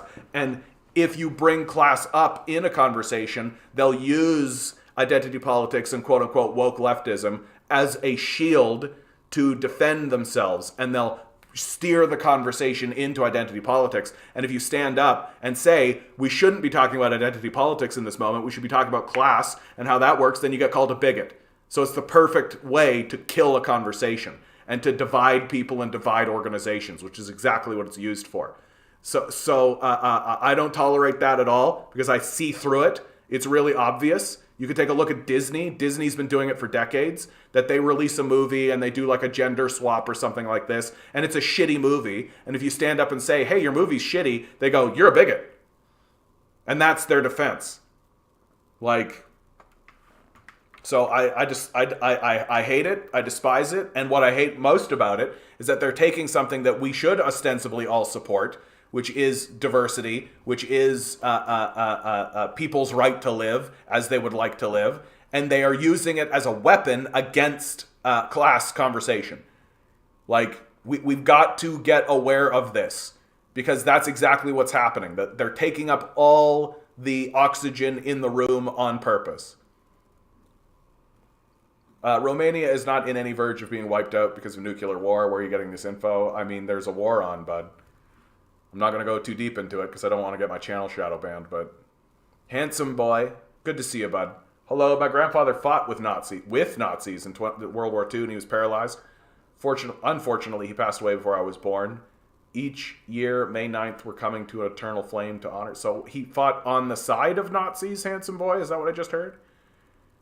Because you understand that I'm anti-Nazi, right? You understand that. Woke has been co-opted from the black community. That's also another part of it, right? And that woke used to be something that like the Black Panthers would say. And it used to be about class. That's what it used to be about. That they would say to each other, stay woke. And then suburban white housewives now use it to say it's okay to be gay, basically. And yeah, I'm woke. I care about identity politics. You better show up to work on time, though, and grind set. And do what police officers say. That's important. Woke politics is the way capitalists encourage faction. Yeah, that's a way of saying it. Bingo. What did we hit? What did we hit? What did we hit? Did we hit something? Did I miss it? Bingo? Tell me what I hit, bud, and I'll just do it. Tell me what you hit, Command Genius. You're more on the pipe than I am, bud. To be honest, John, you pretty much are a bigot for saying that. Yeah, I'm a super big bigot. I'm the biggest bigot of all. Literally, my best friend is a lesbian. Like, I hate to pull that card, but, like, it's literally the truth. Oh, yeah, North Korea attacked South Korea in the first place. Wonk, wonk, wonk, wonk, wonk. Not a serious comment, dude. Like, literally the Americans build up forces on, like, yeah, how dare the North Koreans, like, defend themselves? Like, this whole fucking narrative is brain dead. It's just so fucking brain dead. English is not my main language. I do make mistakes. What I learned to say that even though those things happened, it just sped up the decline of the country. There's never been a country where you would, like, yeah, I'm just going to say the same thing to you, dude. Like, I'm not a post-communist. I hope the Troubles don't start up again. All my extended family lives in Belfast. Oh, Christ. Yeah, that'd be tough. Yeah. Cyan says, suicide rates are some of the highest in Europe. There's no jobs. It's no longer just Catholics and Protestants. It's keeping people in horrible situation, driving them to do drugs and suicide. Yeah. That's what the empire has planned for all of us, dude. Like, that's how the empire operates. That the opioid crisis is largely being perpetuated by the CIA, right? They're funneling drugs into the country in order to keep the underclass crushed so they can never organize. That's the goal. Like, one of the strategies of empire is, if you can't own it and control it and keep it on your side, make sure it's destroyed. That's a big justification, a big reason why they went into the Middle East, is that they want to destroy Afghanistan, Iran, Iraq. They want to destroy these regions so that China and Russia can never develop them. That's the whole point. That if I can't have it, you can't either. And so they're destroying these countries to ensure that they can't be developed. And they'll do the same to their own populace. They'll do the same. North Korea wanted to reunite their country after the West divided it. Yeah, of course. Wokeness shouldn't belong to the liberals. I find it a deep, deep mistake to surrender that ground. I mean, I tend to agree with you, Conton, but I'm just talking about how liberals use quote-unquote wokeness as a shield to deflect away. And really it ends up playing into the game of the right, because it allows the right to play identity politics as well and to whip up their base against wokeness. And it has also allowed the right to begin building a class consciousness of their own. That the right are the people who are actually saying, like, hey, it sucks that there's all these big elitists, these big globalist elitists. And now you have a libertarian movement that's coming up being like, we got to get rid of this government and sacrifice everything to corporations, right? Like that's essentially what they're saying. And it's all happening because we're not having a legitimate class discussion anymore, because we don't know how to. Because you start having a legitimate class discussion, immediately the conversation becomes about, well, black people are doing this way, and Latinos are like this, and you know, white people have a lot to reckon, and all that kind of stuff. So you can never actually have like a unified class discussion of workers versus owners. You never actually get there, and that's the point. But I completely agree with you that communists, people on the far left like myself, absolutely, and here's my statement on it. People should live their life and should be allowed to live the life they want to live and should be referred to the way they want to be referred to. I think that's just basic respect. That if you're gay, lesbian, trans, if you're any race of any sort, come from any cultural background, you should be permitted to live that way. And any other position than that is kind of creepy and weird, in my perspective. I'm just talking about how it's used as a weapon against class discourse. Methane says, thanks for that little rant on fake woke. It was bothering me more than usual today. Every time I try to stand up on it, I get destroyed. I'm not as diplomatic, well-researched, or articulate as you. I understand, Methane. And people are very passionate about it. And as they should be. Like, it's not as though there isn't it's not as though there aren't forces in the United States that are trying to work against trans people, against gay people, right? It's not as though those forces don't exist. So I understand why people are passionate about it, but it has pushed class discourse out of the dialogue. And so my suggestion is it's one thing to talk this way on a YouTube channel, right? My suggestion is that when you talk about this in public with people, is to try to find a way to merge these two ideas and try to find a way to get identity politics and class politics to align with one another so that you're agreeing with what they're saying, so that you're bringing them along with what you're saying. And that's what I find works the best. Because it's tough to have conversations in person with people because people get really triggered. Like, it really happens. And it's different than what happens here. Trigger X, no, he's Russian. He meant to say he fought against Nazis. Okay, very good. Yeah. Very good, handsome boy. Sorry, I misunderstood. Yeah, absolutely, dude. Like, oh, you know what, handsome? I just forgot that you're a Russian, dude. That's as simple as that. I'm sorry, bud. I'm really, amped up right now. I'm really amped up. And my consciousness is really firing right now. I'm really, I'm pissed off. I'm really pissed off today, dude. And I'm not putting up with any fucking bullshit today. So I just forgot that you were Russian, bud. Sorry, man. I appreciate your comment. Yeah, of course. Your grandfather fought against the Nazis, and that scar lives in Russia.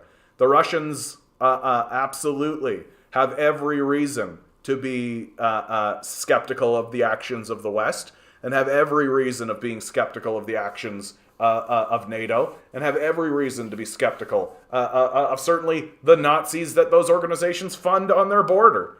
Like, it's unbelievable to me that we think anything else in this fucking society. Did we get a bingo? Wait, what? Command Genius, you gotta tell me. You just gotta tell me. What did we hit? I think you know the board more than I do, bud. I think you know the board better than I do. Have any of these been said? I feel like this one kind of got said. People are better off when they get fucking bombed.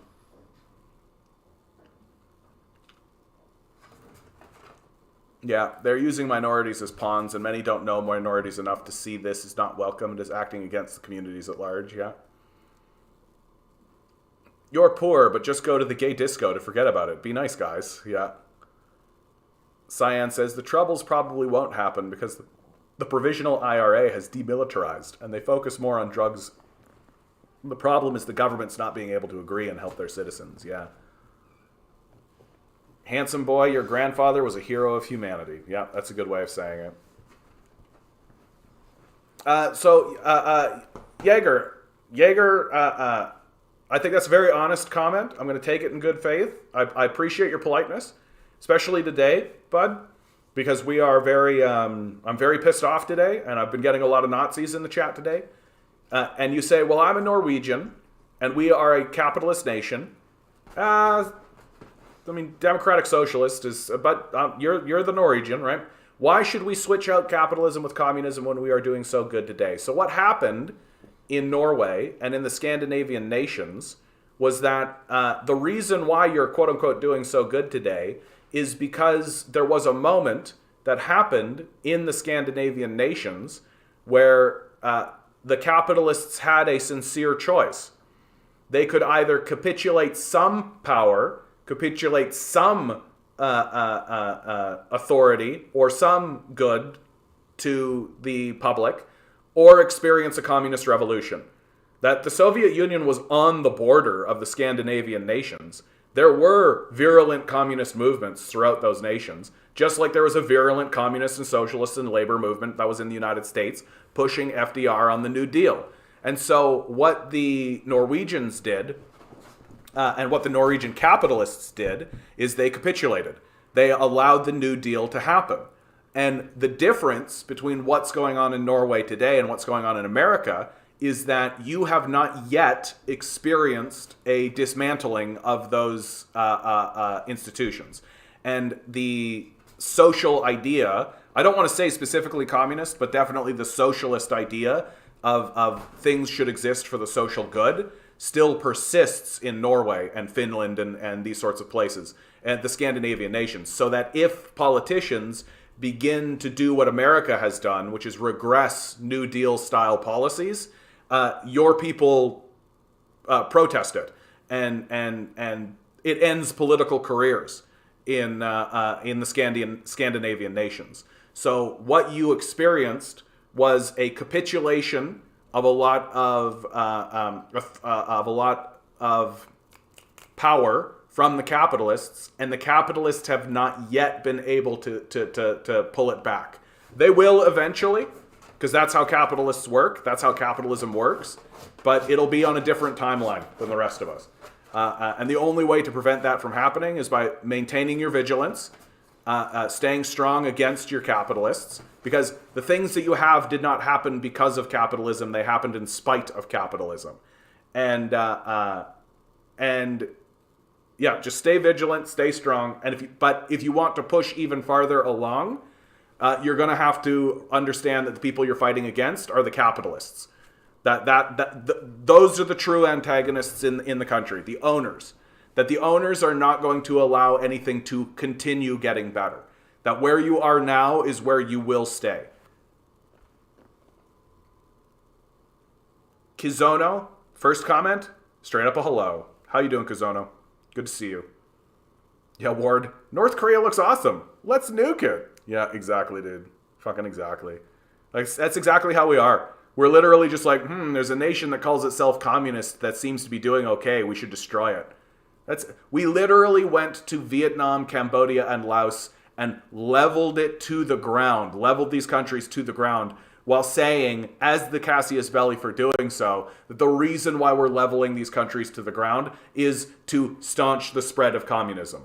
Like, that was literally what we were saying. No, and outright objective, no debate to be had. We should go to a country that seems to be doing very well for itself and level it to the ground because they're doing it without our permission.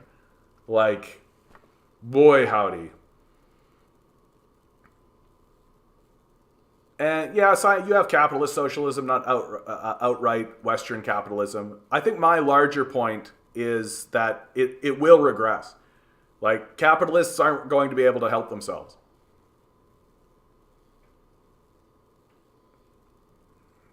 Democratic socialism will not last if you allow billionaires to exist. Yeah, that's exactly right. How okay would Norway be if the West wasn't the global hegemon? Maybe if you make peace with Russia and China, you might actually have to transition to socialism. Yeah. Well, not okay. And Yeager's response, well, not really. When the nation was built up in the 60s, we built it on socialism, like free healthcare, free education.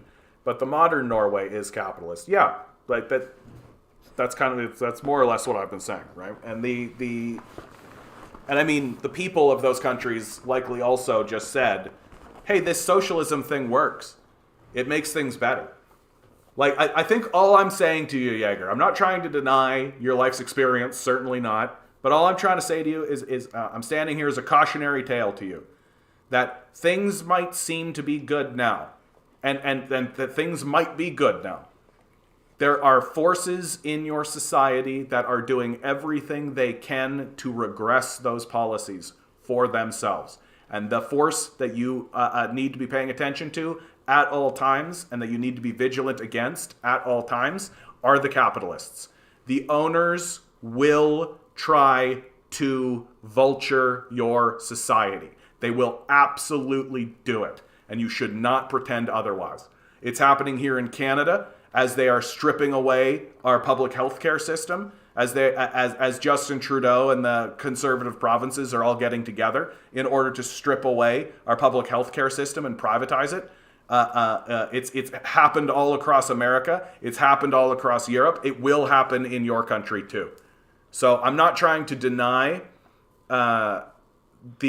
your life's experience or your own cultural experience. I'm just warning you of what capitalists are trying to do in your country.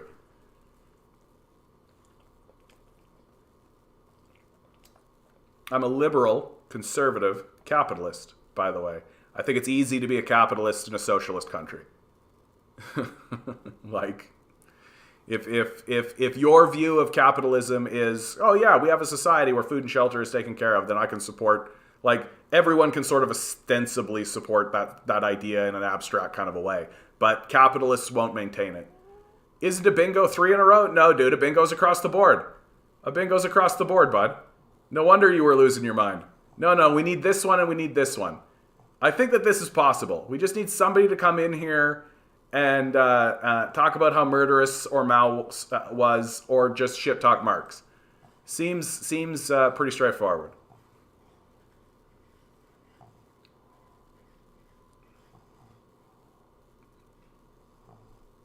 I love it. Cotton, you're always to the point. Jaeger, you aren't a capitalist. Yeah, Jaeger, what do you own? Like, do you own a business? Are you an owner? Because if you're not an owner, then you're not a capitalist. Not to be rude, but you sound more like a socialist than a communist. But I'm new here. That's just my first impression. You stick around, Jaeger. You stick around, bud. I've got some pretty hardcore communist positions that... and if I sound more like a socialist than a communist, please understand that my position on socialism and my understanding of socialism is that it is the transition towards communism. That when I support certain positions, there is this understanding that I have in my consciousness that things need to be realistic. That you can't just say we should do this thing over here. There's got to be a clear path and a clear agenda of how do you actually get from point A to point B. And and so if I sound like a socialist, it's because I believe that socialism is the path towards communism. And that you don't just do communism. You don't just say communism now. That you have to go through a process. And Lenin said, like, you've got to have a period of state capitalism, right? And then you can start to loosen up that state capitalism.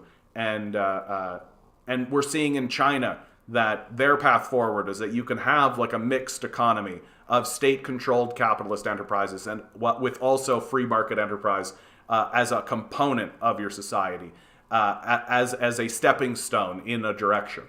Right, so there's many different ideas of how you move forward towards communism, but all of those ideas begin with the idea of socialism, and that you've got to go through a period of socialism towards communism.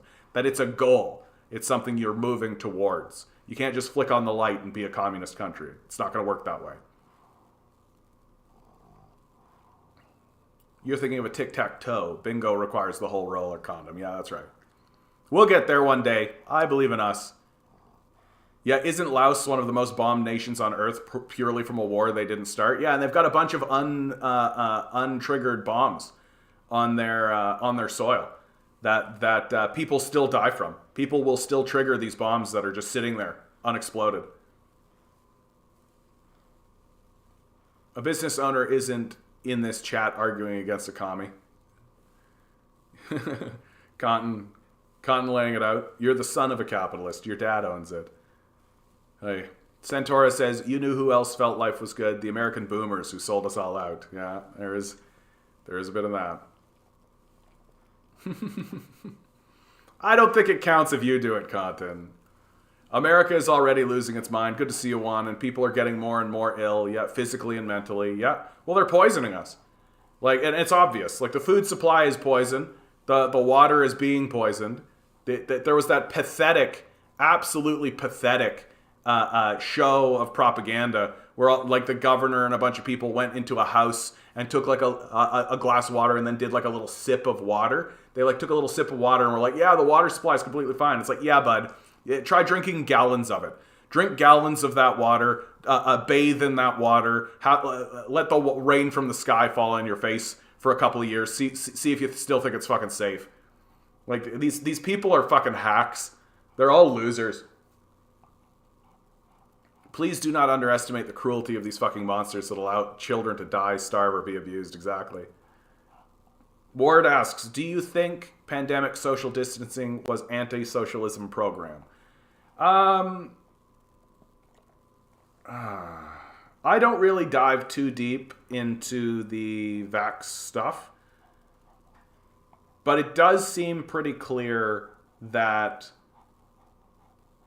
it was right along the line of what Naomi Klein says about disaster capitalism, that during a disaster, capitalists use disasters in order to try to take advantage of the populace. And it seems more or less that that is true. And I think the person to pay attention to on that course is Bill Gates. That Bill Gates' actions throughout this period of time are very revealing. That he initially goes all in on vaccines, makes a bunch of money with the vaccine thing, and then right as it's sort of turning, he sells it all, and now he himself has become like an anti-vaccine kind of guy who's talking about how the vaccines were this kind of thing. And it's like, it just seems to me to be very opportunistic, and that's essentially what capitalists do. They're just opportunists. And so, was it explicitly an anti-socialism program?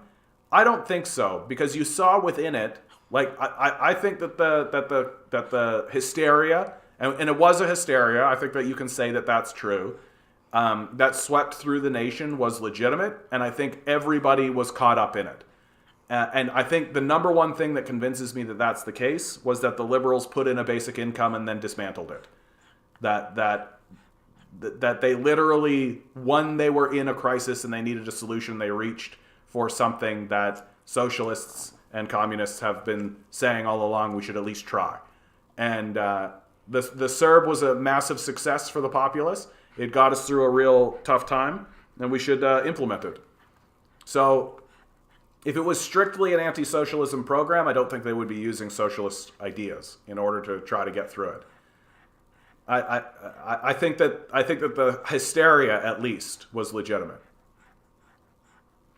Jaeger, yeah, I can see that how you as a Canadian see that, but like all parties in our National Congress agree that we need free healthcare, free education, and so on, yeah.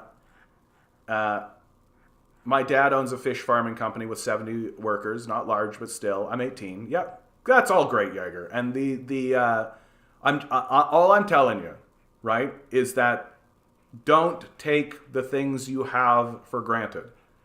Because the things you have didn't happen because capitalists are nice. They didn't happen because capitalists were like, we should do this for the people. We should have free healthcare and free education. We should open up our hands and allow people to stand up. None of that happened because of capitalism. It happened in spite of capitalism. It happened because people in your nation insisted it should and would only support politicians who supported that. But your country is just as susceptible to capitalist corruption as mine is.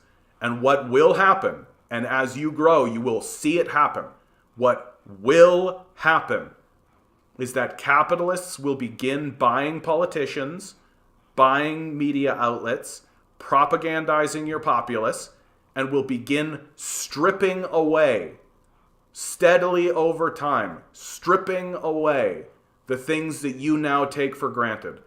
And so I'm telling you now, as an 18-year-old man, stay alert, stay aware, stay vigilant, and know who your enemies are. That it's nice that your dad owns a fish farming company with 70 workers. That's fine. I don't hate that. I'm not interested in fighting against that.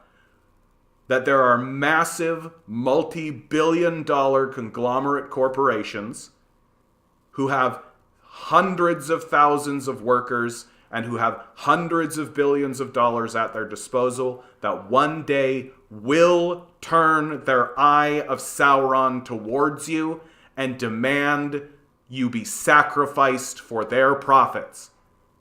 Do not fuck around and pretend like something else will happen. It's happening in my country. It absolutely will happen in yours.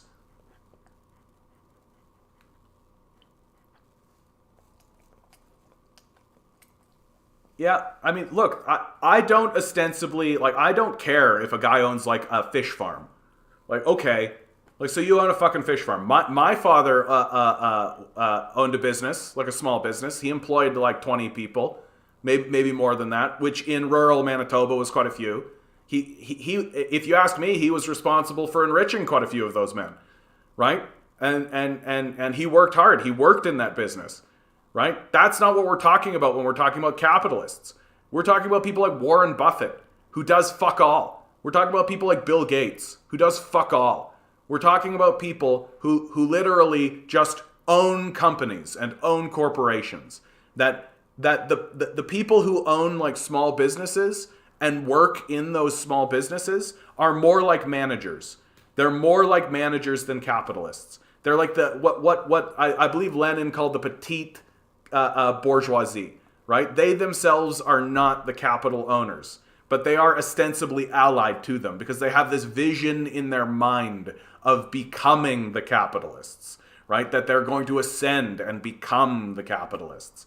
Like, they're not our direct enemies. That like and fundamentally there is nothing wrong with a person who like owns a business and is working in that business and is working at it. I would prefer that it happened as a co-op structure so that those workers weren't simply being paid a wage, but were also shareholders, also stakeholders rather of the business. I think that would be a better way to organize it to keep it more egalitarian. But I understand that momentum carries and that people do things based on the principles of their society. So our real enemies, and we should keep our eye on this and not alienate people for simply, their dad owning a business, is our real enemies are places like Vanguard, or places like BlackRock. Like this is where the true decision making happens in the country. Yeah, in Ireland, we're already seeing signs of capitalism taking over. Our healthcare will stay free, and we still have high tax rates, but MNCs and private companies are taking over the market. Yeah, kind of scary. Yeah, tell me about it, man. Like, that's exactly what's happening in our healthcare system. That they're just selling off pieces of our of the public market to private market, right? Like, that's what's happened. Content. Stop trying to trigger the bingo. I know you're not being legitimate.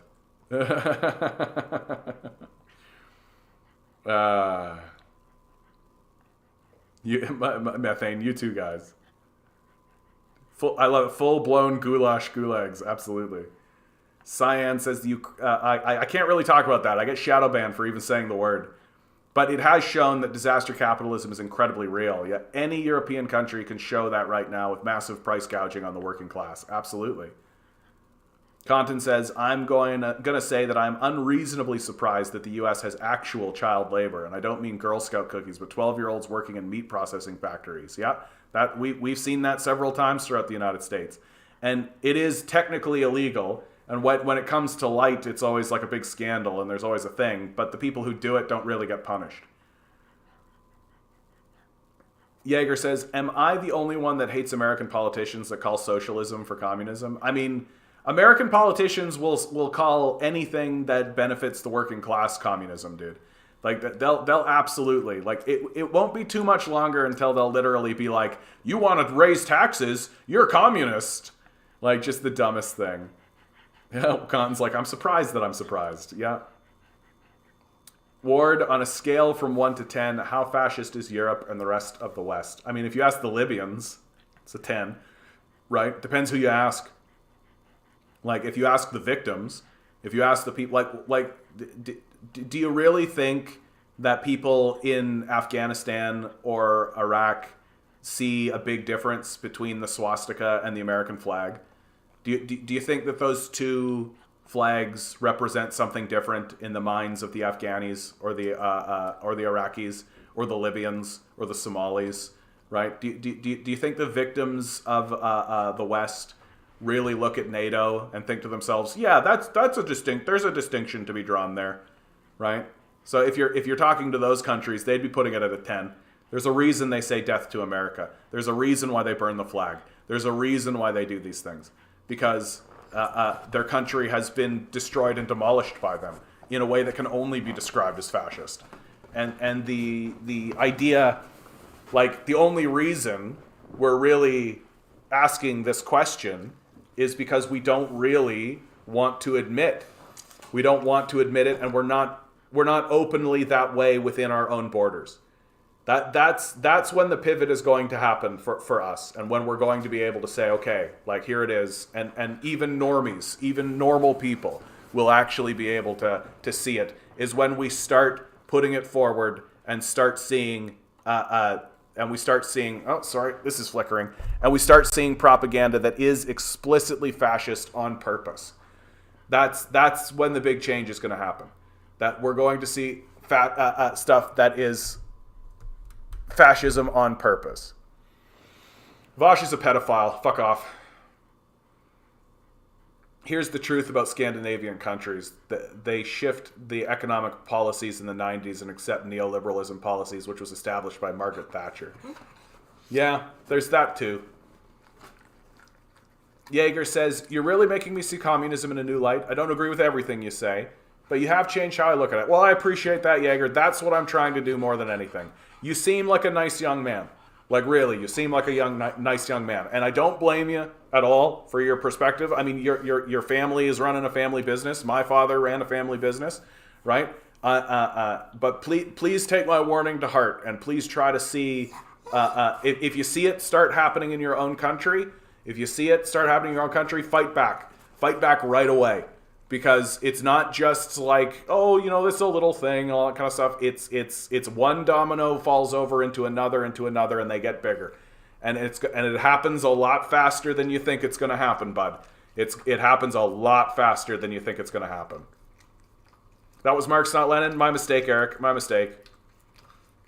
John, can you play the Communist International? No, that's okay, bud. I don't have sound set up properly.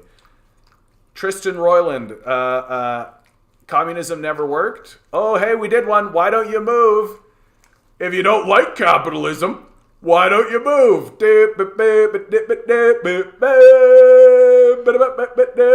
Dude, we're so close. We're so close to some kind of actual bingo happening.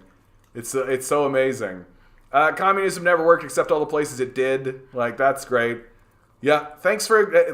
Tinker's got it right. Thanks for enlightening us with your knowledgeable statements. You're cool, right? I don't really pay too much attention to CIA propaganda, dude. Here in the States, we're already... where? Well, the Soviet Union defeated the Nazis and were the first people into space, created an industrialized country in 20 years where it took the West hundreds of years to do it. They took a feudal society and raised the living standards for everybody. You got the same story in China, Vietnam, Laos, Cambodia. Like, all you got to do is deny the existence of all these things. Where's China now? Like, China is like one of the economic superpowers in the world. What are you talking about?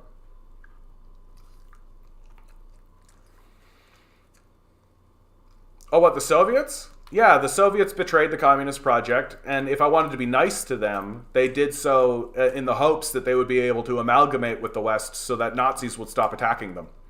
The trauma of World War II, when the capitalist nations attacked the Soviet Union, like the capitalists like Adolf Hitler attacked the Soviet Union and killed 20 million people, left a scar on the Soviets. And that scar made the Soviets start to think, maybe we should try to ally with these guys rather than standing against them. And of course it's failed, and you can see that right in front of yourself right now.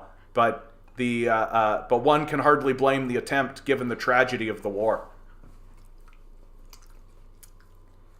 Grover Furr, thoughts? I'm fine with Grover Furr. He's an academic like anybody else. Like, he provides sources. Trotskyists get really weird about Grover Furr.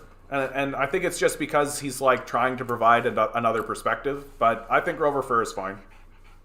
Like, I don't care too much about the author. I care about the source. And Furr uses sources. I don't have any reason to despise that.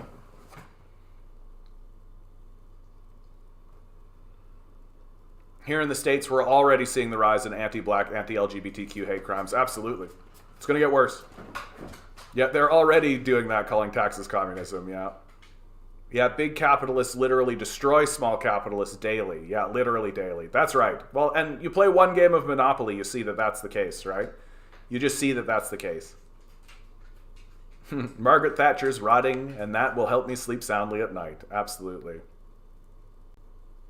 When did the USSR end? It ended in the 90s.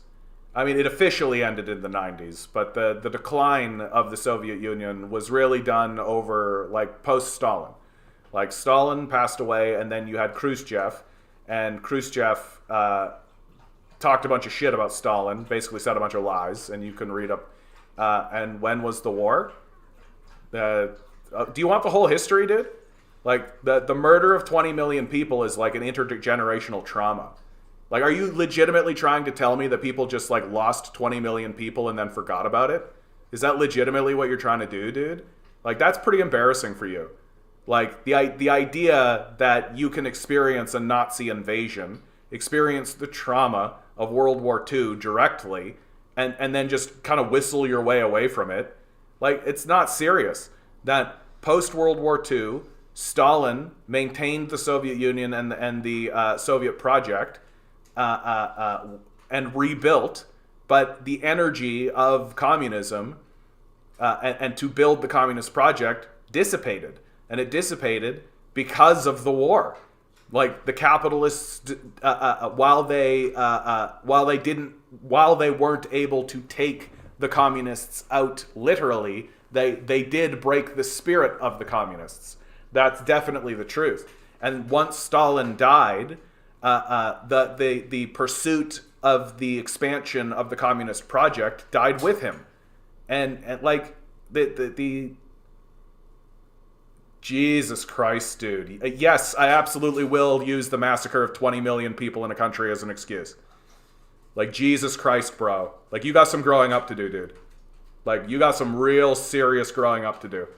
Yeah, if everybody you knew lost somebody in a war, and your entire culture was like smashed down to the ground because of a Nazi invasion, yeah, I absolutely will use that as an excuse. And I think it's childish to say anything else.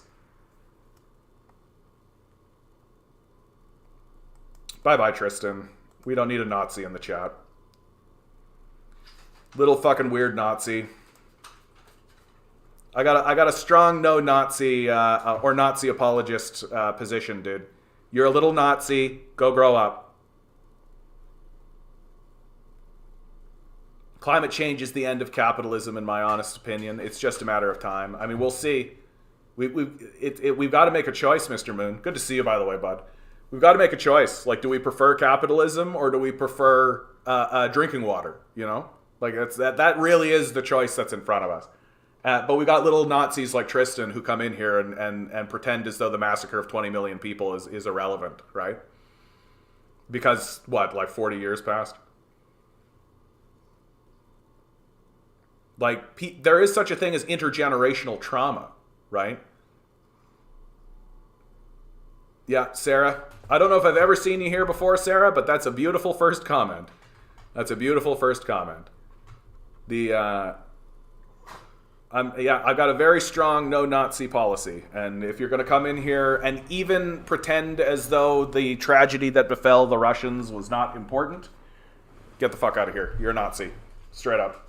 Like, we actually literally have... Good to see you, Sarah. You're Brazilian? Oh, Brazil is experiencing a beautiful moment.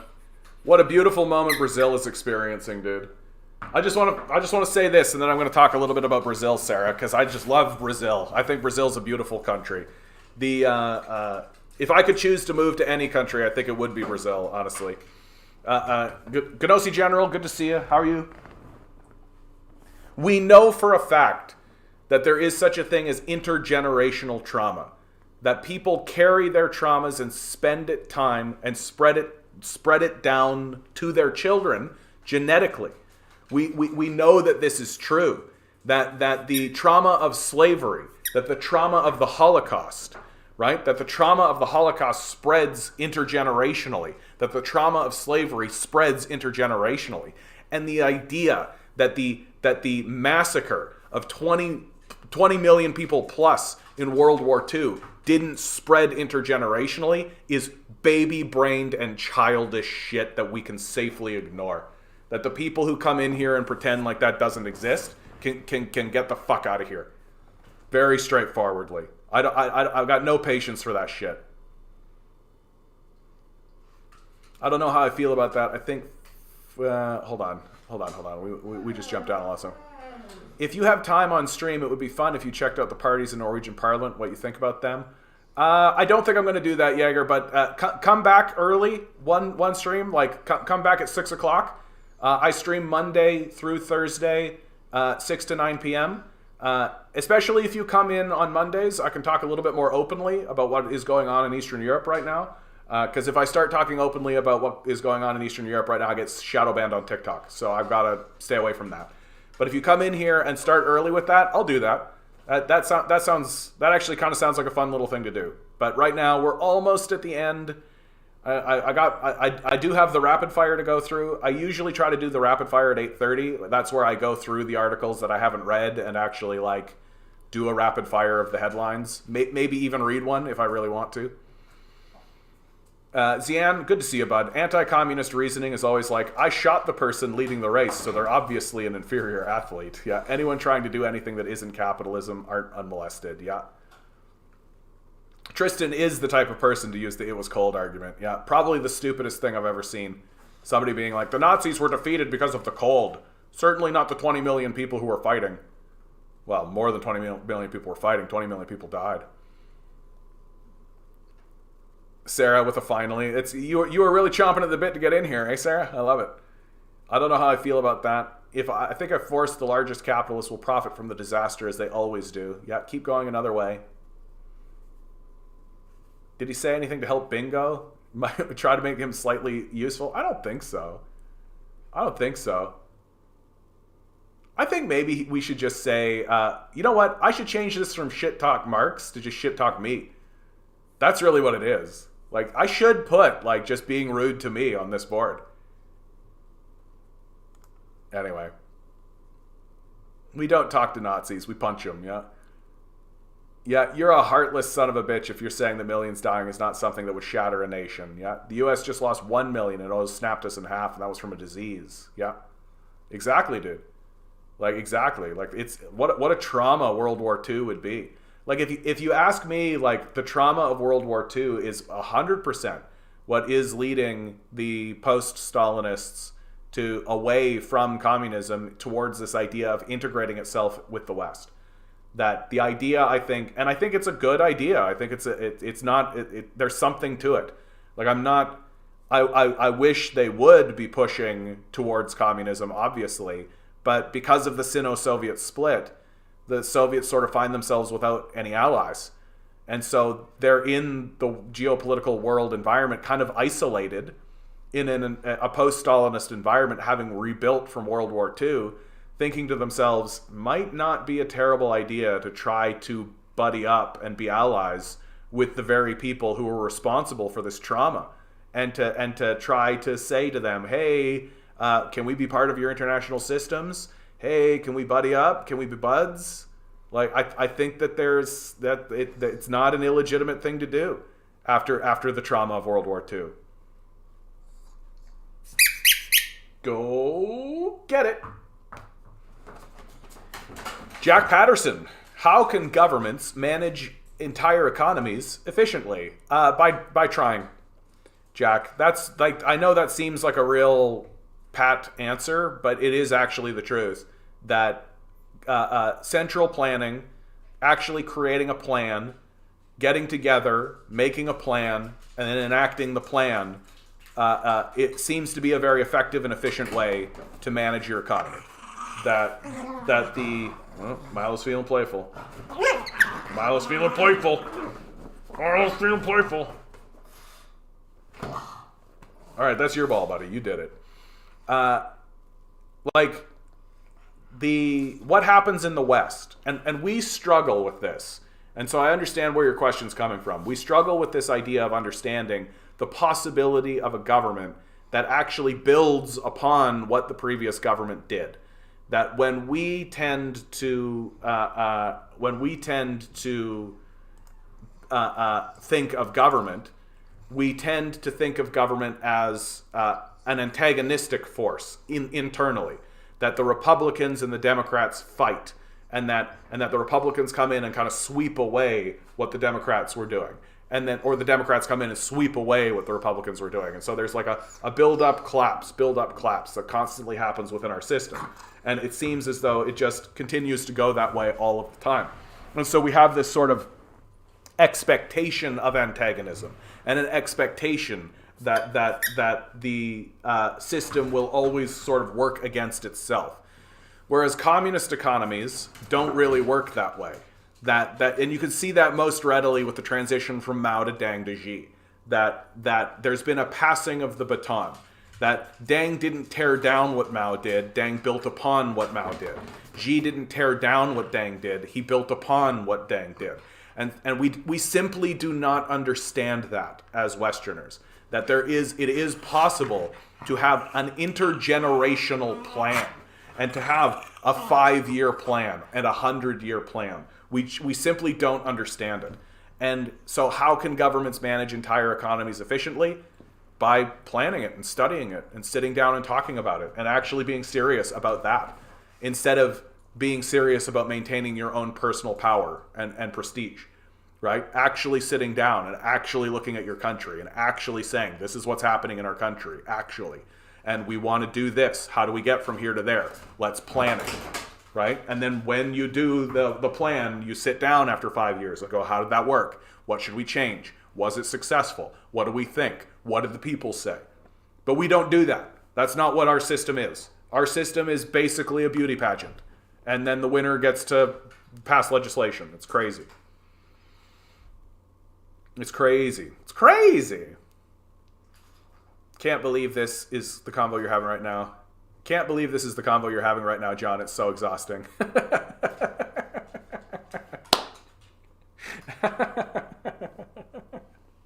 Thanks, Anemone. Thank you for acknowledging that it is a bit. It does get a bit.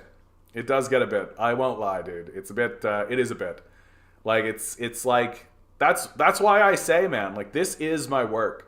You know, that I have like a capitalist job because this isn't yet paying my bills. I hope one day that it will, but it isn't doing it yet.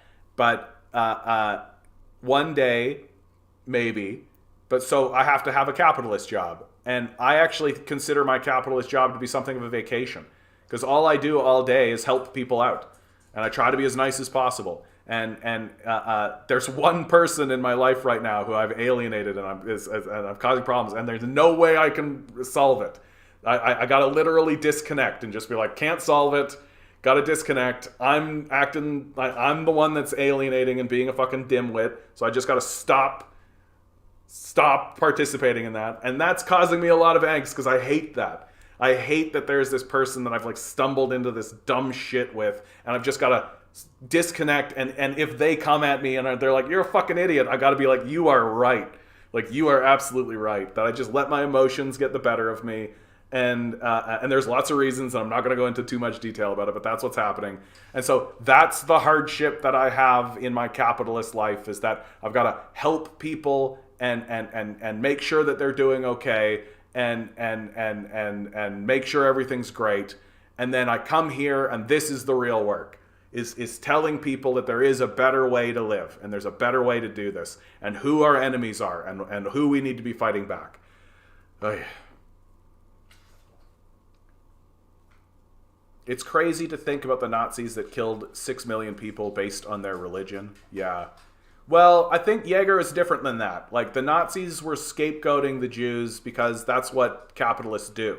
That you have to create an alternative narrative to the narrative of communism. Because the narrative of communism is very simple. There are owners, there are owned.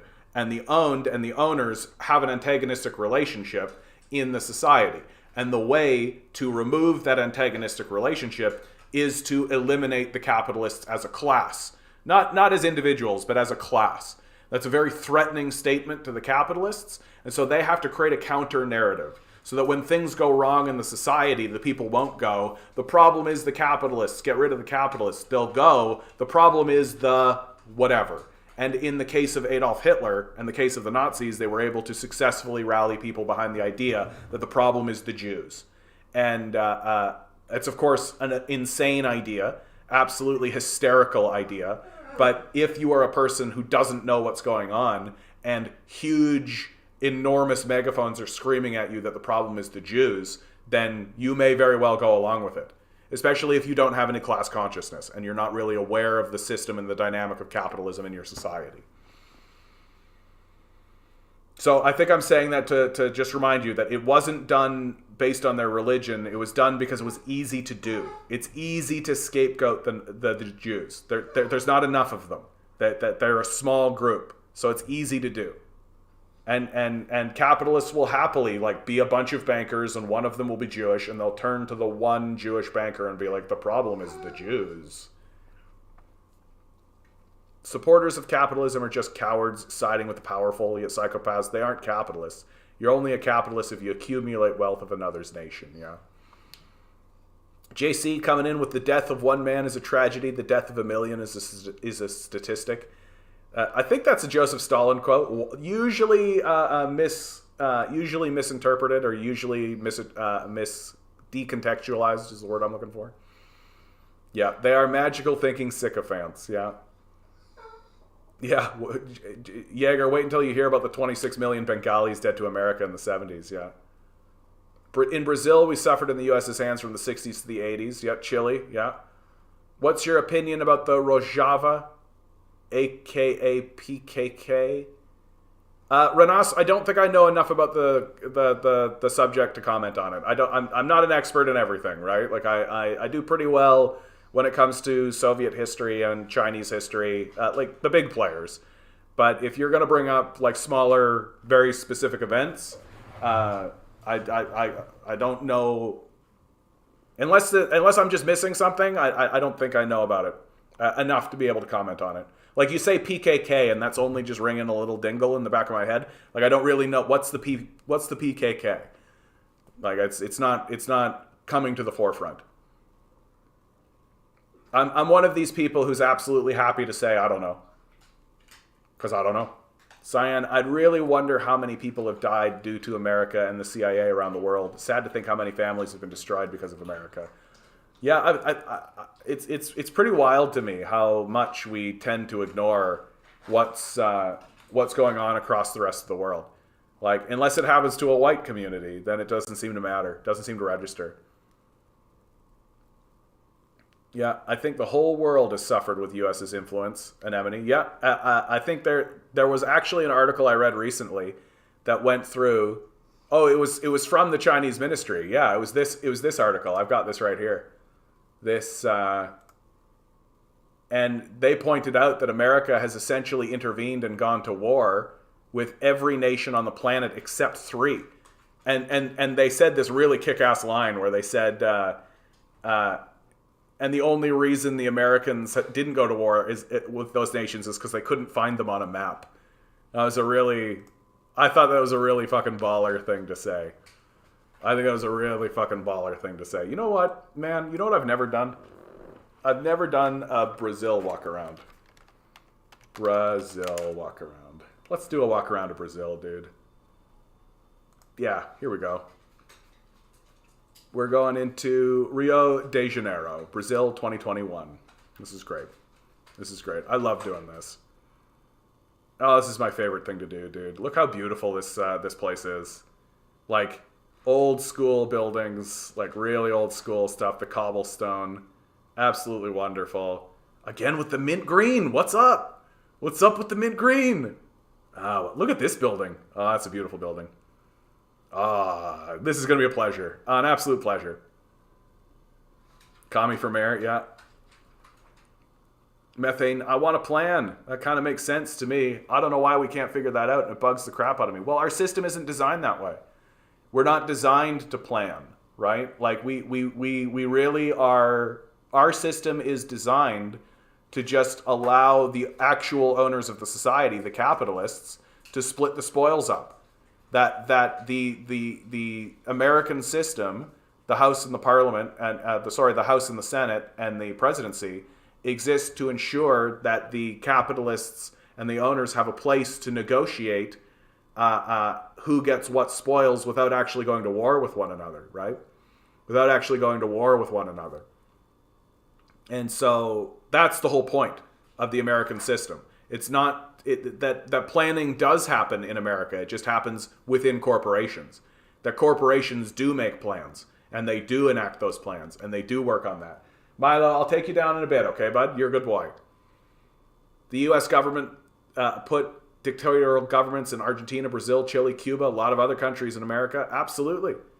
Absolutely, dude. Like as recently as like this year, the Peru coup. Right? There was a coup in Peru.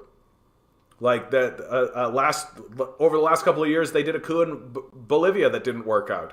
There was a coup in Ecuador, I believe. They're always meddling. They're always meddling, and it's crazy to think that they won't. Like, it's crazy to think that they won't. Darko, good to see you. I think this is your first comment. You know that winners write history, bro. Yep, I'm well aware of that, bud. That's why I try to present an alternative perspective. What do you think about T.W. Adorno and the Frankenschule movement? I don't know anything about it, dude. Sorry. Zan, I really appreciate you directly connecting capitalism to Nazis. It's 100% accurate. I mean, that's what they are, though.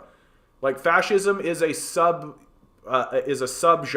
or a subcategory of capitalism. That when capitalism feels threatened, it reverts to fascism because it doesn't really have like the capitalists aren't just going to give up, right? They're not just going to shrug and be like, oh well, I guess this is what the people want. Like, they will launch death squads in the society. We know that they will, and we can observe that transition. We've seen that transition happen, and it's happening in our own country right now. And the rise of fascism in North America will be absolutely vicious. It will be absolutely brutal and unrelenting. And so the idea that Adolf Hitler wasn't a capitalist, he absolutely was a capitalist. He was funded by industrialists. Those are the people who funded him. The very first concentration camp was to round up the communists. That the promise of Adolf Hitler was that he would get rid of the primary antagonists of the capitalists, which were the communists. That the first concentration camp wasn't a Jewish concentration camp, it was a communist concentration camp. And this is a big reason why Judaism gets connected to communism so often. Milo, my man, you gotta quit it, dude. Content says, in Dark Souls 3, you got those nun jailers. And I get the same vibe from bad faith TikTokers that use my Ashen One gets from these jailers. Just drain all stamina and HP, yeah. I mean, it does feel that way sometimes, man. It does feel that way. But, like, you know, I feel like if somebody doesn't try to do this work, then we're basically just ceding ground to Nazis. And I find that to be intolerable. I find that to be completely intolerable. Have a good night, Jaeger. Thanks, bud. I appreciate it. You're a very polite young man. I hope good things happen to you. Tinker, he's talking about Kurdish PKK who worked with Mossad and imperialist USA. They claim to be socialists but do the opposite. Oh yeah, that's what fascists do, right? That's what Hitler did. Like that's what they always do. They're always like, that's what I think these mega communists are actually doing, right? They always seize on socialist rhetoric to appeal to the working class and then betray them. That's what they do. Like, that's how fascists are. And yeah. Again, though, I don't know enough about it to really comment on it. Can you link the article about the countries America has been at war with? This is a really powerful article. I understand that this was written by the Chinese Ministry of Foreign Affairs. So you can take it for what you want, but it spits facts. It spits facts. I read this article on stream, and it was an absolute pleasure to do so. An absolute pleasure to do so. What a beautiful country Brazil is, man. I think this is lovely. Just look at this beautiful environment, the trees. Like, I think, like, the buildings look a bit old, right? But to be expected, they probably are.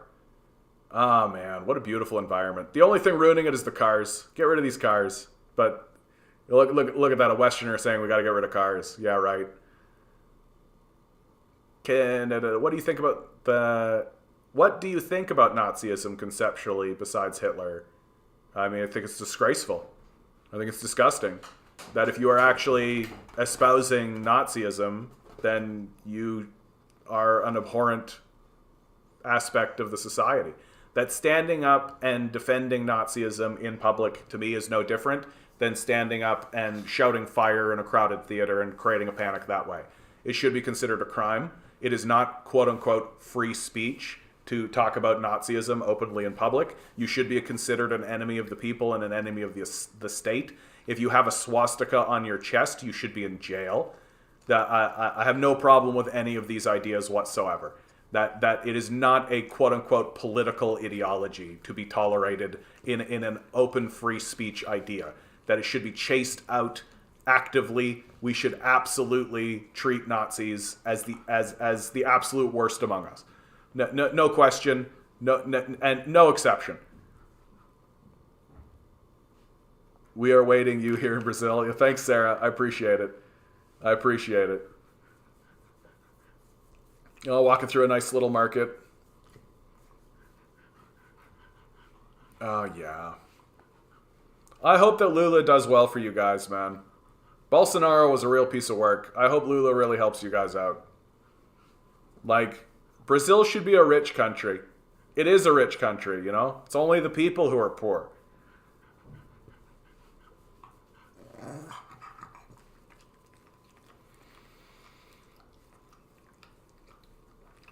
The democracies in the modern world are fake. Yeah, Darko, I describe them as they are exclusively vanity projects for the rich to find meaning for themselves. Like, oh, I'm a congressman, I'm a senator. And elections are exclusively WWE level events. Like, you're not actually deciding anything. Nothing seriously is happening. Basically, what you're doing is electing the face of your corporate overlords. That's because they all end up doing the bidding of the corporate power structure. That's all they are. That's what they do. The American system of government is in no way a democracy. There's even a Princeton study that I bring up, and I forgot to save, so I'm going to bring it up now so that I can do it. Yeah. There was a Princeton study. Congress doesn't really care what you think. The study took data. What they found was extremely unsettling. The opinions of 90% of Americans have essentially no impact at all. So this idea that we live in a democracy is falsifiable easily on the face of it. Your government does not respond to you. There's nothing to be done by it. Why not run for mayor of Toronto? How much can that paperwork cost? I am supporting somebody who is running for mayor because Isabella Gamp, because she's bringing attention to disability issues. And why not run for mayor? Because it's exhausting and I don't have the energy for it. Straight up. If you want me to do that kind of stuff, give me enough money so I can pay my rent, and I'll do this full time, right? And part of that will be running for mayor of Toronto. How about that, Ward? There's my promise to you, Ward. If one day I can actually quit my capitalist job and do this kind of thing full time, I'll run for the mayor of Toronto. How about that? Running for mayor is pretty hard, especially if it's a country's capital, yeah. Well, and like you're fighting against gigantic mouthpieces, right? Like you're fighting against like enormous mouthpieces. In Brazil, we have probably hundreds of political parties, but only 3 of them are communist. PCB, Brazilian Communist Party, UP, Popular Unity, and PCR, Revolutionary Communist Party. Hey, I'm glad to see it, man. I'm glad to see it. We have literally nothing. Oh, I know, Milo. You're such a... Oh, is this going to happen? Are you going to do this? What's going to happen? What's going to happen, Milo? Are you excited? Do you want to be part of TikTok? Do you want everybody on TikTok to know who you are? Would you like to be famous on YouTube? Are you going to come over here? Is that what you're going to do? What are you going to do, Milo? What are you going to do? I'm trying to make you internationally famous, Milo. What are you going to do? What are you going to do? Oh, you just want pets. You just want little butt scratches. That's what you want.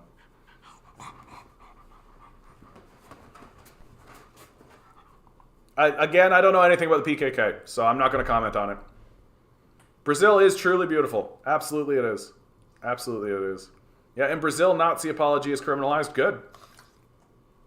What's my opinion on Kosovo situation? I mean, the Americans went in there and fucked it up, right? That once Tito died, it looks to me as though the fascists started to clamor for power, and the Americans basically funded them, as they do, right? Like, as they do.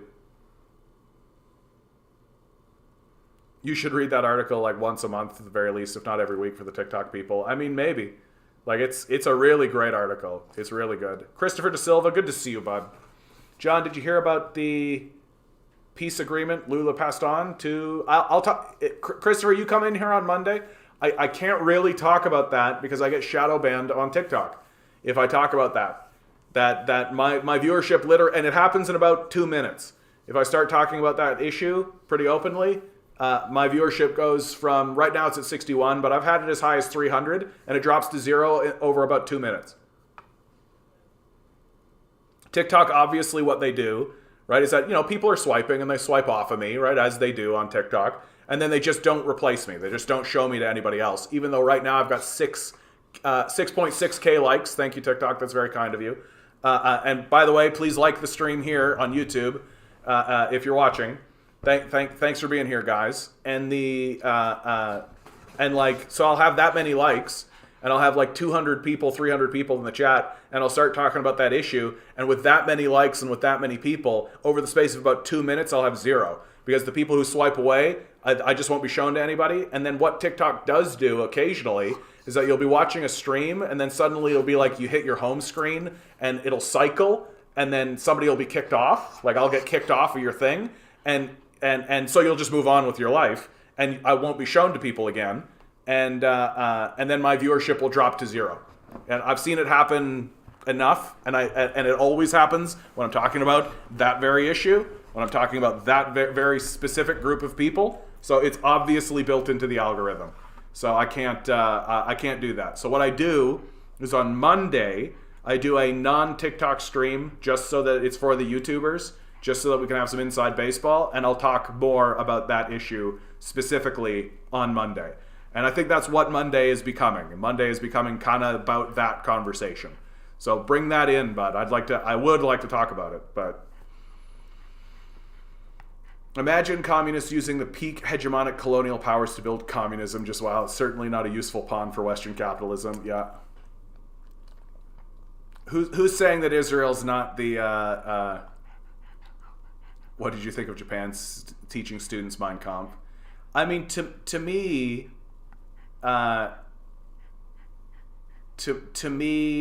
teaching Mein Kampf is a good idea as long as it's within the context of this is the horror, right? Like, as long as you're teaching this is the horror of it, this is why it was bad, then I think that's absolutely fine. I think that everybody should read books like Mein Kampf, for real. I think everybody should know what it said. Everybody should know what Hitler was peddling. And I think one of the most important aspects of reading texts like that is to understand that those texts exist, and that when these sorts of events happen, they don't happen in secret. That's something that I think is pretty surprising about today's modern conversation about something like the Uyghur genocide, is that people seem to think that these sorts of events can happen in secret, and they don't. They don't happen in secret. That people write things very openly and speak about these things very openly. So,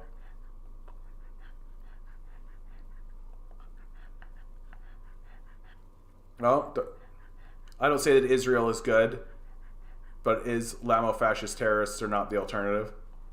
I mean, the trouble, Janos, is that because of what's going on with Israel and with the Zionists, let me always be very specific, because when you're talking about this issue, you always get called an anti-Semite, and so to avoid or to attempt to avoid that moniker, I've got to be very specific when I'm talking. We're talking about Zionists. I'm not talking about Judaism. I'm not talking about Israelis. I'm not talking about Israelites. I'm talking about Zionists and Zionism. That my opinion lies very closely to Albert Einstein's opinion of Zionism.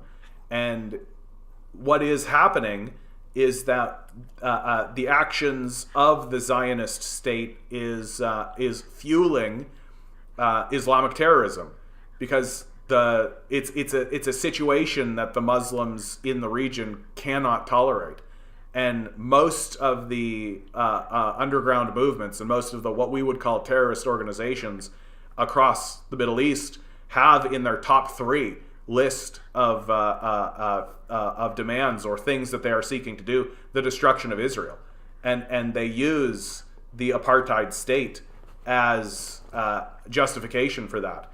I tend to agree with your position that I would prefer there to be a peaceful way out, but it frankly doesn't look like the Zionists are interested in a peaceful way out. And I'm deeply concerned about that for the Israelis, because when the empire collapses, like when the dollar recedes, when the US empire is forced to withdraw its power and authority from that region, it's going to leave the state of Israel very vulnerable. And I worry. I have a lot of concern for Israel in that regard. I don't think the Muslims in that region are going to be very nice.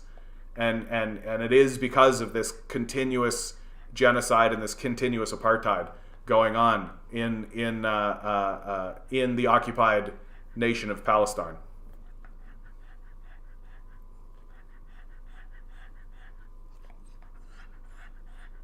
No, I mean, I don't think it's fair. Like, I think it is fair to kind of bring up a concern about this, right?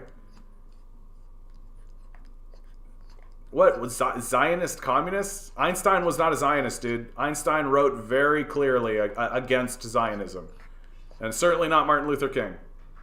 Yeah, dude, that's that. Now you're getting a bit weird, if you ask me.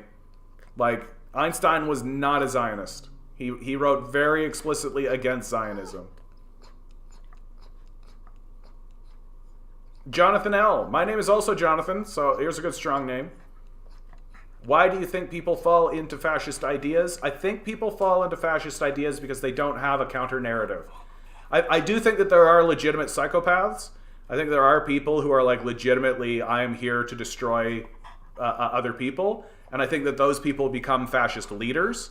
Like, I think Adolf Hitler was a psychopath. But like a legitimate, like, I hope people suffer and I want to spread as much suffering as possible, psychopath.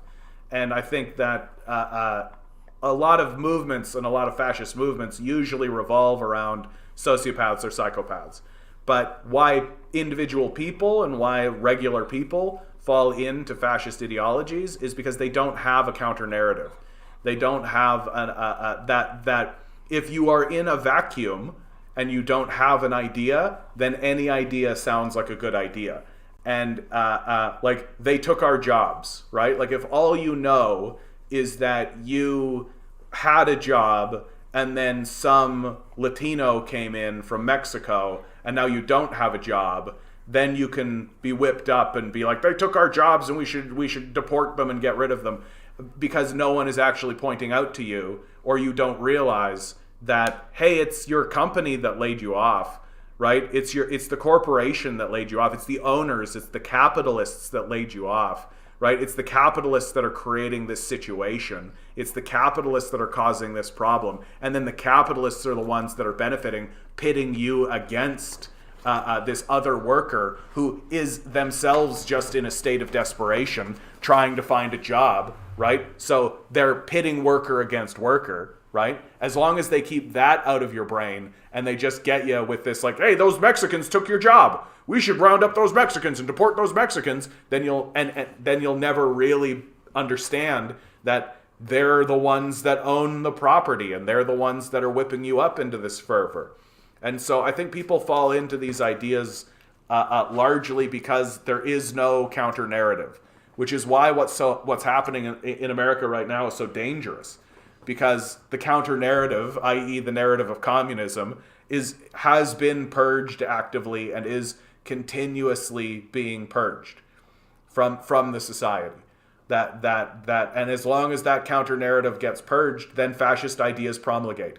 And fascist ideas are very popular right now because you have very loud voices in the conversation pushing forward fascist ideas. People like Ben Shapiro, people like Steven Crowder, people like Ann Coulter, people like Jordan Peterson. These people push forward fascist ideas really regularly, constantly, and keep you away from the simple basic fact that you have an owner and that you sell your labor to an owner for survival. And as long as you never talk about that issue, as long as that issue is chased out of the discourse entirely, then you can have a very robust, lengthy conversation about how the problems that you're experiencing are your fault, and you just need to buck up, buddy. You're the hero of your own fate. You're the author of your own fate. You can write your own fate in the stars, and all this, the secret kind of bullshit, which has always been fascist propaganda, right? That you are a hero of your own journey, and the idea that you're failing is your fault. These sorts of concepts keep you away from recognizing the systemic issues that you're facing due to the structural reality that there are owners and there are owned, that there are people who benefit from a system of ownership, and there are people who don't, and that those classes are antagonistic with one another. And so fascist ideas promulgate primarily in a vacuum, and they are usually well-funded. People like Ben Shapiro, Jordan Peterson, Steven Crowder, Candace Owen, right? These people are extremely well-funded by the capitalist class because they promote an ideology that deflects away from the reality of what's going on in the society for real. And if you don't have any other idea, i.e. if you don't have any class consciousness, then you grab onto the only thing that makes any sense. And you grab onto the only thing that you're hearing, and you grab onto the only thing that's being promulgated in your society. And in America especially, that's fascism. Fascism is the number one ideology right now. It's extremely popular. And people fall into fascism a lot easier than you think. It's a very, very, like if you watch these Marvel movies, if the only place you're getting your politics from and the only method you have of thinking about politics is through these Marvel movies, chances are good you're a fascist. Like it's just the hard truth of American reality. Renes Anemone, if you think I'm fascist, you're right. Goodbye. This is a no fascist zone. I have a hard no fascist rule. Get the fuck out of here. I hope bad things happen to you. You unrepentant loser. Content. NATO enabling commies should be fought against just as fiercely as any psychopathic reactionary. I mean, I tend to agree. Jonathan L. says, from what I've seen, disempowered workers fall into fascism as a solution to their exploitation. They are propagandized by large capitalists who has vested interest in their manpower. Yeah, I think you and I see eye and eye, Jonathan. You said it much more succinctly than I did, for sure. Like that, I find that's usually the case in the chat. The chat always says the things that I say, just better. Happens all the time. Content, I don't give a damn what Hammer and Sigil flags Western imperialists wave. They can get these bombs and tiger traps. These nuts. Hadwus. Hadwus? Oh, with a fucking American Psycho picture. Oh, so that's a good start. Why are you even talking about communism? If, I assume, you are from Canada. Because I think that we could do for some communism. I think that moving towards communism is a good idea. I think the societies that have done it have seen success. That the things that have happened under communism, the move away from communism, all this is a very complex story. We never get the full picture because we have a lot of propaganda in our system. There's a lot of people who have a vested interest in keeping people ignorant and illiterate about communism. And so I like to speak about it because I would like to see my society improve. And that the best way to improve your society is to begin a project of transitioning your society away from capitalism towards communism. So that's why I talk about communism, even though I don't live in a communist country. Janos says, and the Holocaust is something that could never happen again. And anti-Semitism with sexism is the only form of discrimination. Ghost truth. Holocaust absolutely could happen again, dude. Like, what are you talking about? The Holocaust absolutely could happen again. That seems That seems to be I understand, Janos. I don't hold that against you for sure, but I think that's a complacent position. I think a Holocaust absolutely could happen again. Like we've actually already got ourselves set up for one here in the United States. That the concentration camps, or the detention centers, if you want to call them that, in the United States that are along the border, like they just got to start putting those people into ovens, and there you go, you've got it. Right? Like, I absolutely disagree with this idea that we cannot do a Holocaust. We absolutely can. We're set up for it. I love how hyped you are for the bingo card, Command Genius, dude. That's great. I think we already hit the famine, didn't we? Yeah, we already hit the famine, dude. So they can't double up. No double up.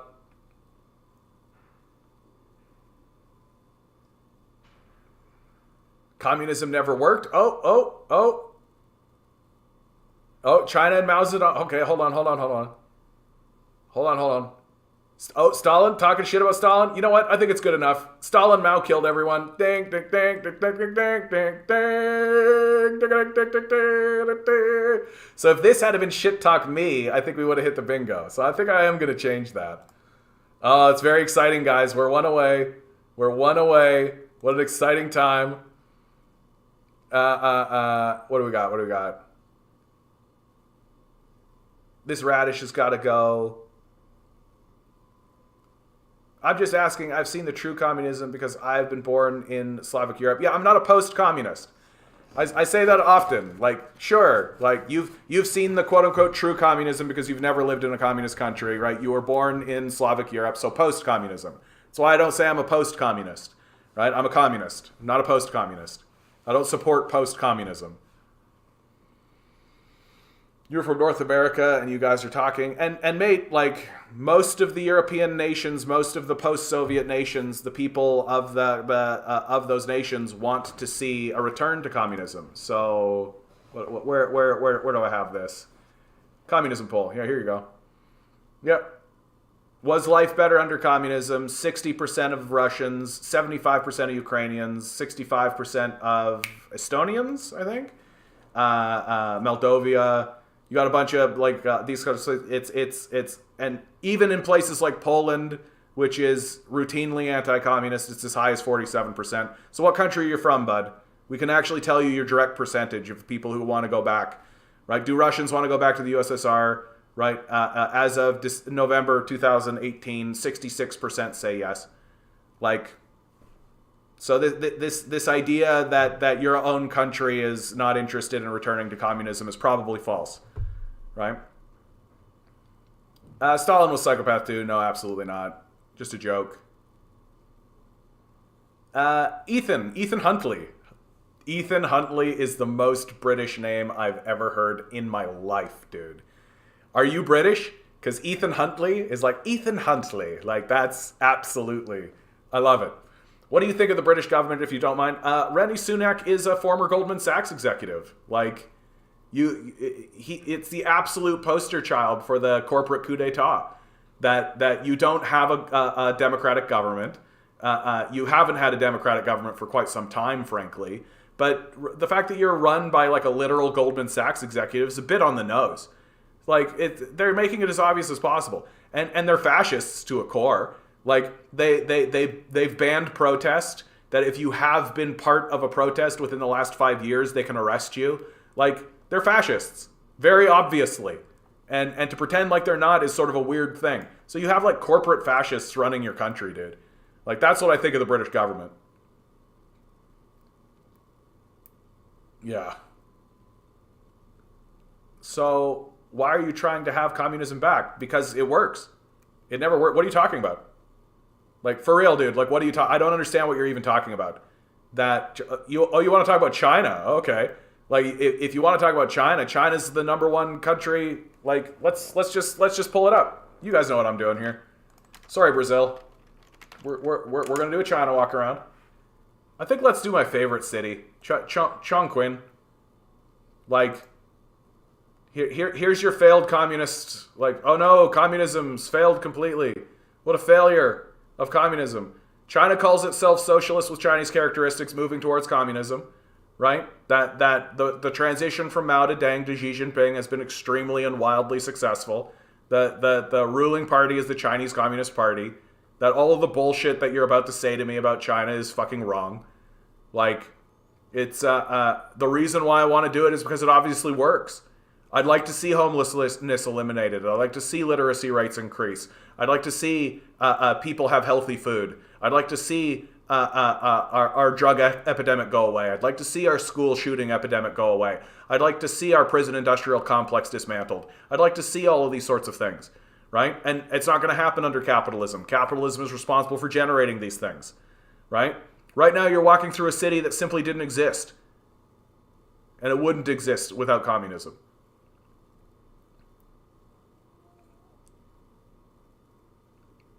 And Ardono is really good analysis of how anti-Semitism is born, a good evolution of the Marxist idea.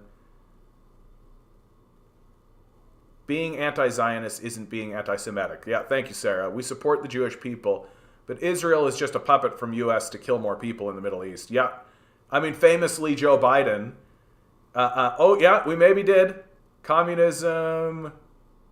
I think communism is utopian is the same thing. I think we can do it. So I think that's close enough. Dude, we're so close, man. We really just need somebody to say some shit about Marx. That's really all we need. Like, if instead of saying that Stalin was a psycho, he said Marx is a psycho, it would have happened. Oh, starving seems fun. Did I already do that? Yeah, the engineer famines. Yeah. Yeah, because capitalism has never had a famine, dude. Like that never has happened ever in the history of capitalism. You're starving because you're unemployed or you got a hard childhood, but I'm talking about real starvation, like the Irish potato famine, the Bengali famine. Like, these things were like manufactured famines. Like we literally have Churchill on record calling for the famine that happened, what's called the Holodomor, right? It is a deep tragedy, but it wasn't intentional. That it was a famine-stricken area. It had experienced lots of famines in the past, and under the communists, there was one more, right? And then there was none after that. So they figured out a way to resolve the famine crisis and the famine issue. And we've gone into the Soviet archives, and every single academic that's gone into the Soviet archives has come out being like, yep, they didn't intend to do that. It was not an engineered genocide. And so what you're looking at with the Holodomor is the end of a famine crisis, not the beginning. Lots of starving people in capitalist U.S. while food gets thrown away. Yeah, capitalism is a scam.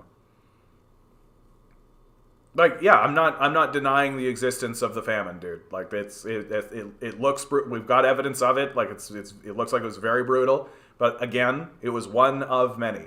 And famines existed in that region before the communists, and it was the communists that experienced one more and then eliminated famines from that region.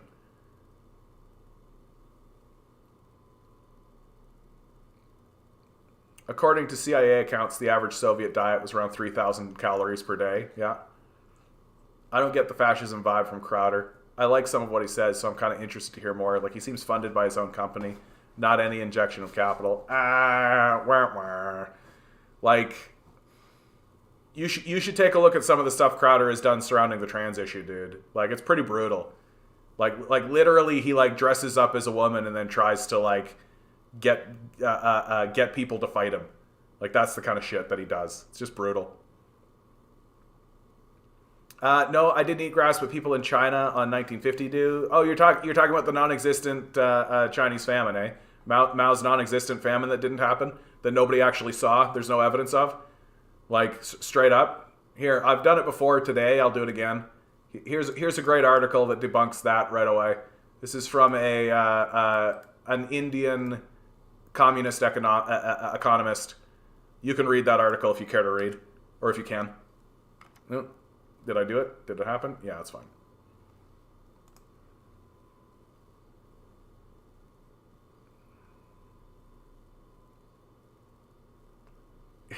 Ethan, is it that obvious I'm British? But yeah, you're right. The government is driving us into the ground. Well, a guy with the name Ethan Huntley asking about the British government, man. Come on. Yeah, I've never really thought of them as fascist, but you're right. Yeah, they're explicitly fascist, dude. That if you actually had like a communist movement, they would be rounding those communists up. Like, don't fucking tell me they wouldn't. Like, if it hadn't been for the persistent purging of communists from the West over the last 50, 60 years, if there was actually a real existent communist movement that was actually taking to the streets and protest, they would be rounding them up. They've already passed legislation to allow them to do so. Like, you live in a fascist country. Very straightforwardly. Britain is more of a fascist country than America right now. Like, I mean, Germany's situation is weird. Yeah, I imagine the country that generated the Nazis would have a weird situation going on. How do you know if I haven't lived in that times? Because you're not 103, I assume. Yeah, number one is U.S., number two is China, although China is rapidly developing.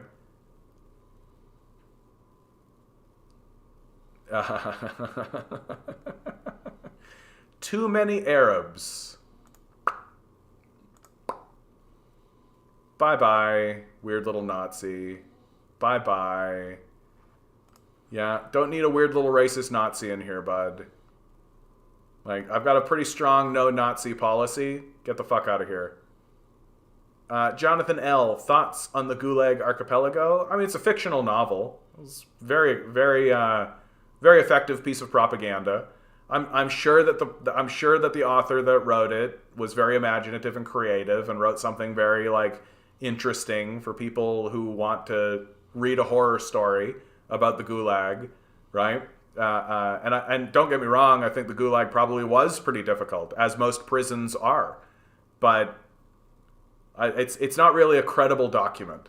You know, it's not really something that I look at and go, oh yeah, I'm going to base my opinion on this work of fiction that was written to,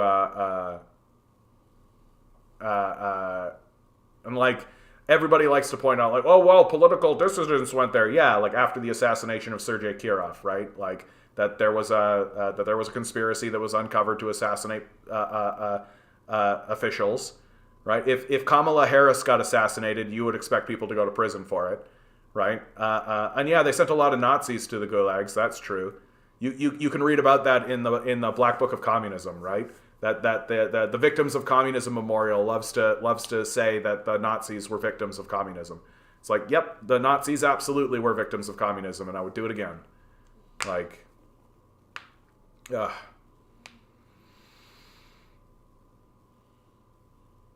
what do you think about learning Portuguese? I would be bad at it.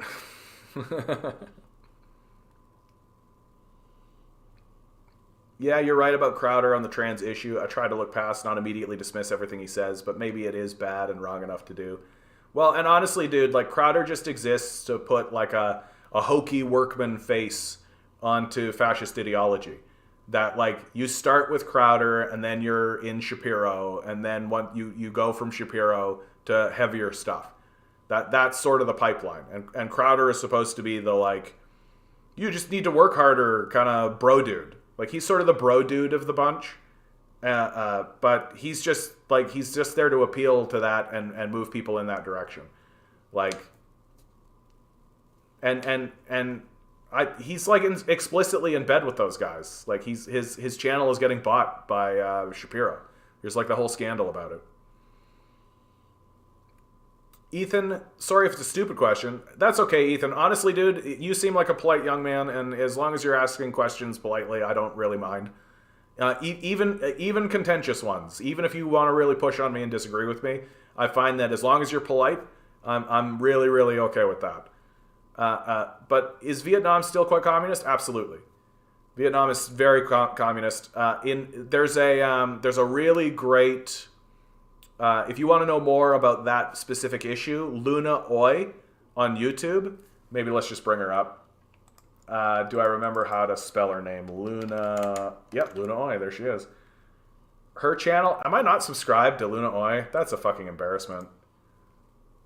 Luna Oi does really, really good work. She is a Vietnamese. She is in Vietnam. She does really, really good work on her own country of Vietnam and talks about the history, what's actually going on in the country. And she's, in my opinion, really lovely. And and you get article. What did Karl Marx think about democracy?